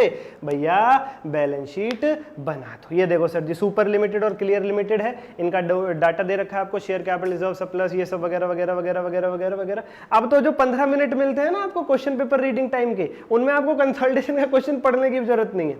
हालांकि आप लोग पढ़ना अगर आपको सही लगता है या जो भी चीज़ है, पर भैया ये ट्रिक से कैलकुलेटर पे हो जाएगा, कोई वैल्यू नहीं बची कंसोलिडेशन के क्वेश्चन की। और ये सारा डाटा दे रखा है, नीचे क्या लिखा हुआ है, सुपर लिमिटेड के पास 75% शेयर है क्लियर लिमिटेड के, होल्डिंग सब्सिडी रिलेशन आ गया, आ गया सर जी, आ गया सर जी, कंसोलिडेशन लग गया, ठीक है सर। उसके बाद क्या लिखा, 25% को क्या बोलेंगे, माइनॉरिटी, ठीक है सर, ये आपको पता ही है, 75 होल्डिंग के पास है तो 25 को बोलेंगे माइनॉरिटी। उसके बाद लिखा हुआ है 25% of trade receivable of super limited is due from clear limited. Super limited के जो ट्रेड रिसीवेबल्स है ना, कहाँ दे रखे हैं सुपर लिमिटेड के ट्रेड रिसीवेबल्स, ये देखो, ये देखो, ये रहे सुपर लिमिटेड के ट्रेड रिसीवेबल्स 5,85,000। इसमें 25% यानी 146,250 वो अमाउंट है जो उसे लेना है क्लियर लिमिटेड से, ठीक है। अभी तो क्वेश्चन पढ़ रहे हैं, अभी तो हम कुछ कर ही नहीं रहे। और सुपर लिमिटेड ने 2 लाख का सामान 15% के प्रॉफिट पर बेचा था क्लियर लिमिटेड को, और क्लियर लिमिटेड के गोदाम में वो सामान एज इट इज पड़ा हुआ है, बिका नहीं है। 30,000 का प्रॉफिट हो गया, 2 लाख पे 15%। कंसोलिडेटेड बैलेंस शीट बना दो। आओ बच्चों तुम्हें कराऊं कंसोलिडेटेड बैलेंस शीट, वो भी ट्रिक से। ये लो बच्चा पार्टी, लाइक नहीं किए हो कोई बात नहीं, अब कर दो, कह दिया मैंने, बस कह दिया। लाइक की जरूरत होती है बच्चों, मूव नहीं करती। Consolidation question calculator trick Infallible, solve in 5 minutes only. 5 तो मैंने लिख दिया भैया, पता नहीं लगे ना लगे। ये देखो हर एक पॉइंट के लिए ट्रिक लिखी हुई है, ये पीडीएफ पाने के लिए डीएम करो। Super limited and clear limited consolidated balance sheet as at 31 March 24, particulars, note number, amount, ये लिख लेना। नोट्स टू अकाउंट कैसे बनाने वो भी बताऊंगा, वो भी बताऊंगा। अंत तक जुड़े रहो, अंत तक देखना बहुत ज्यादा जरूरी है, बहुत ज्यादा जरूरी है बच्चा पार्टी। ये जो फॉर्मेट है पूरा का पूरा, ये मैंने क्वेश्चन की बैलेंस शीट से चेपना होता है। ओके सर, ओके सर, ये हो गया हमारा पहला स्टेप। फॉर्मेट पूरा का पूरा क्वेश्चन की बैलेंस शीट से उठा लो, ठीक है, no problem sir, no problem. हाँ, एक चीज का ध्यान रखना, क्या, ये एक हेडिंग रिजर्व एंड सरप्लस के नीचे अलग से बनेगी, माइनॉरिटी इंटरेस्ट, ठीक है सर। और क्या ध्यान रखना आपको, और ये ध्यान रखना आपको, पीपी के नीचे एक लाइन छोड़ देना, हो सकता है गुडविल निकल करके आए, ठीक है सर। यानी प्यारे बच्चों क्या करना है, क्वेश्चन की बैलेंस शीट का फॉर्मेट चेप लो क्वेश्चन से, सॉल्यूशन में कंसोलिडेटेड बैलेंस शीट का फॉर्मेट क्वेश्चन से चेप लो। हमेशा क्वेश्चन में बैलेंस शीट गिवन होगी, ठीक है सर, वहां से चेप लिया। क्या ध्यान रखा है, रिजर्व एंड सरप्लस के नीचे एक हेडिंग एक्स्ट्रा बन जाएगी, माइनॉरिटी इंटरेस्ट, और पीपी के नीचे एक लाइन छोड़ करके चलोगे, अगर बाद में गुडविल निकल करके आती है तो उसके लिए। और क्वेश्चन की बैलेंस शीट में अगर कोई इन्वेस्टमेंट दे रखी है उसे छोड़ देना, वो आंसर की बैलेंस शीट में नहीं आएगी। ये 3 बातें ध्यान रखनी है फॉर्मेट कॉपी पेस्ट करते टाइम। उसके बाद ट्रिक चालू। ये देखो बच्चों, मैंने होल्डिंग और सब्सिडरी का जो क्वेश्चन में डाटा दे रखा था ना, वो सारा डाटा मैंने यहाँ लिख लिया है आप लोगों के लिए, आप लोगों को समझाने के लिए। ओके सर, ओके सर, ताकि आप देख सको कितना आसान है। बच्चों शेयर कैपिटल का अमाउंट कैसे आएगा, जो होल्डिंग की शेयर कैपिटल होती है ना, होल्डिंग की क्वेश्चन ने दे रखी थी 95 लाख, वही तुम्हारी कंसोलिडेटेड बैलेंस शीट में आती है। होल्डिंग वाली एज इट इज, हाँ, सब्सिडरी वाली उसमें प्लस नहीं करते, नहीं, ये हो गई ट्रिक, ये हो गई जी होल्डिंग, ये ट्रिक। शेयर कैपिटल के अमाउंट में क्या लिखोगे, होल्डिंग कंपनी की share capital. Okay sir, reserve surplus and में पता चलेगा, बैलेंस शीट फिगर के तौर पे निकालते हैं, ये सबसे बड़ी ट्रिक है, बहुत बढ़िया सर। माइनॉरिटी इंटरेस्ट के लिए ये रही ट्रिक, सब्सिडरी की कैपिटल और सब्सिडरी के रिजर्व सरप्लस का टोटल कर लो, उसमें माइनॉरिटी की जो परसेंटेज है उससे मल्टीप्लाई कर दो। आई रिपीट अगेन, सब्सिडरी की कैपिटल में सब्सिडरी के रिजर्व सरप्लस का टोटल कर लो। अगर रिवैल्यूएशन होता क्वेश्चन में, रिवैल्यूएशन प्रॉफिट, उसे प्लस कर लेते, रिवैल्यूएशन लॉस होता तो उसको माइनस कर लेते, वो था नहीं हमारे क्वेश्चन में, इसलिए उसको लेंगे नहीं। तो बताओ भैया, सब्सिडरी की कैपिटल और सब्सिडरी के रिजर्व सरप्लस कितने हैं, कैलकुलेटर भी हो रहा है सब, 50 लाख प्लस 12,25,000, इसमें मल्टीप्लाई कर दो, जितने परसेंट शेयर माइनॉरिटी के पास है, कितने माइनॉरिटी के पास, 25%, ये आ गया 1556250। आहा, भाई वाह भाई वाह। लॉन्ग टर्म बोरोइंग सीधा होल्डिंग प्लस सब्सिडरी, 5 और 2 7। शॉर्ट टर्म बोरोइंग सीधा होल्डिंग प्लस सब्सिडरी, 4.5 प्लस 0 4.5। और ट्रेड पेबल्स के लिए क्या करना होता है, holding plus subsidiary minus intra group balance, आपस में अगर कोई लेन देन है तो होल्डिंग में कितना है 365 प्लस सब्सिडरी में कितना है 245, 365 कैलकुलेटर पे प्लस 245 माइनस, निकाला था ना हमने अभी थोड़ी देर पहले कि आपस में सुपर और क्लियर को एक दूसरे से कितना लेना देना, क्या आया था 146250, वो माइनस कर दो, ये बचा 463750। भाई वाह भाई वाह भाई वाह, बन गई पूरी साइड, बन गई पूरी साइड। आ जाओ एसेट साइड। पीपी के लिए क्या ट्रिक है, प्रॉपर्टी प्लांट और इक्विपमेंट के लिए क्या ट्रिक है बच्चा पार्टी, ये रही हमारी ट्रिक, होल्डिंग की पीपी प्लस सब्सिडरी की पीपी, अगर कोई रिवैल्यूएशन प्रॉफिट है वो प्लस, अगर कोई रिवैल्यूएशन लॉस है वो माइनस, और डेप्रिसिएशन तो होता ही माइनस है पीपी में से, आप 11वीं क्लास से पढ़ रहे हो। हमारे क्वेश्चन में होल्डिंग और सब्सिडरी की पीपी की वैल्यू ये रही, रिवैल्यूएशन और डेप्रिसिएशन थे नहीं, अगर रिवैल्यूएशन प्रॉफिट होता तो प्लस कर देते, डेप्शन होता तो माइनस कर देते। मैंने वो क्वेश्चन लिया जिसमें stock reserve, intra group balance और ये सारी ट्रांजेक्शन आ जाए जो ज्यादा मायने रखती है। डेप्रिसिएशन तो लगा ही दोगे अगर आएगा तो, यस सर जी, ट्रिक में तो पूरा लिखा ही हुआ है वैसे भी। ट्रिक में तो पूरा लिखा ही हुआ है वैसे भी। हाँ सर जी, हाँ सर जी। तो बताओ बच्चों, ये हो जाएगा 77 lakh plus 54 lakh. Revaluation profit होता तो प्लस, लॉस होता तो माइनस, डेप्शन होता तो माइनस, उसको कर देते 131000000। Okay sir, okay sir. इसके बाद बच्चा पार्टी इन्वेंट्री का देख लीजिए, holding plus subsidiary minus stock reserve, ये है ट्रिक। होल्डिंग की इन्वेंट्री 675 प्लस सब्सिडरी की इन्वेंट्री 565, 675 प्लस 565, इसमें से क्या माइनस कर दो, जो होल्डिंग ने अपनी ही सब्सिडरी से प्रॉफिट कमाया था, जो उसके गोदाम में सामान बचा हुआ है। होल्डिंग ने सब्सिडरी को 2 लाख का सामान बेचा था, 15% के प्रॉफिट यानी 30,000 पर, क्वेश्चन ने लिखा हुआ था, और वो सामान अभी सब्सिडरी के यहां बिका नहीं है, बचा हुआ है, तो वो माइनस कर दो 30,000, ये आ गया 12,10,000। ये ट्रिक है जी इन्वेंट्री के लिए। होल्डिंग की इन्वेंट्री प्लस सब्सिडरी की inventory minus stock reserve. Stock reserve क्या होता है, वो प्रॉफिट जो होल्डिंग ने सब्सिडरी से उस सामान पर कमाया है, जो सामान अभी सब्सिडरी के गोदाम में पड़ा हुआ है, बिका नहीं। आई रिपीट अगेन, इन्वेंट्री के लिए होल्डिंग की इन्वेंट्री प्लस सब्सिडरी की inventory minus stock reserve. Stock reserve क्या होता है, उस प्रॉफिट, वो सामान पर प्रॉफिट जो सामान होल्डिंग ने सब्सिडरी को दिया था, अभी सब्सिडरी के गोदाम में बचा हुआ है, बिका नहीं है, पड़ा हुआ है। ठीक है सर। ट्रेड रिसीवेबल सेम जैसे ट्रेड पेबल था, होल्डिंग प्लस सब्सिडरी माइनस आपस का लेन देन, यानी 585, सब कैलकुलेटर पे हो रहा है, प्लस 490। ये 15 मिनट जो क्वेश्चन पेपर रीडिंग टाइम मिलते हैं ना, उसी में सॉल्व हो जाएगा। माइनस आपस का लेन देन था 146,250, 928,750, और कैश के लिए होल्डिंग प्लस सब्सिडरी 280 और 215, 495। अब आ जाते हैं, ये जो एक लाइन छोड़ी थी गुडविल के लिए, इस पर। इसमें बहुत ही सिंपल सा फॉर्मूला है, बहुत ही सिंपल सा फॉर्मूला है बच्चा पार्टी, बहुत ही सिंपल सा फॉर्मूला है। क्या फॉर्मूला है सर बच्चों, देखो, जो कॉस्ट ऑफ इन्वेस्टमेंट है, ये कहां मिलती है, ये बच्चों आपको क्वेश्चन की बैलेंस शीट में होल्डिंग में मिलती है आपको हमेशा। आप क्वेश्चन झांकोगे वहां पर लिखी हुई है 41,50,000 रुपीज। ओके सर, 41,50,000 रुपीज, ठीक है सर, 4150। ये तो मैं पूरा सॉल्व करके दिखा रहा हूं, तुम्हें तो 5 मिनट लगेंगे यार। उसमें क्या करना है, 4150 में से कुछ सॉरी माइनस करना है आपको। क्या, सब्सिडरी की कैपिटल, सब्सिडरी के pre acquisition reserve profit, revaluation profit का टोटल, उसकी मल्टीप्लाई होल्डिंग के पास जितने परसेंट शेयर है उससे करने के बाद। आई रिपीट अगेन, सब्सिडरी की कैपिटल कितनी थी, सब्सिडरी की कैपिटल अभी देखिए तुमने, ये रही सर सब्सिडरी की capital 50 lakh, 50 lakh plus subsidiary के pre acquisition reserve and profit, वो नहीं थे क्वेश्चन में। क्यों, क्वेश्चन में लिखा था होल्डिंग पहले ही दिन से सब्सिडरी के पूरे शेयर खरीद के बैठी है, प्री एक्विजिशन कुछ है ही नहीं, सारा पोस्ट है, वो छोड़ दिया।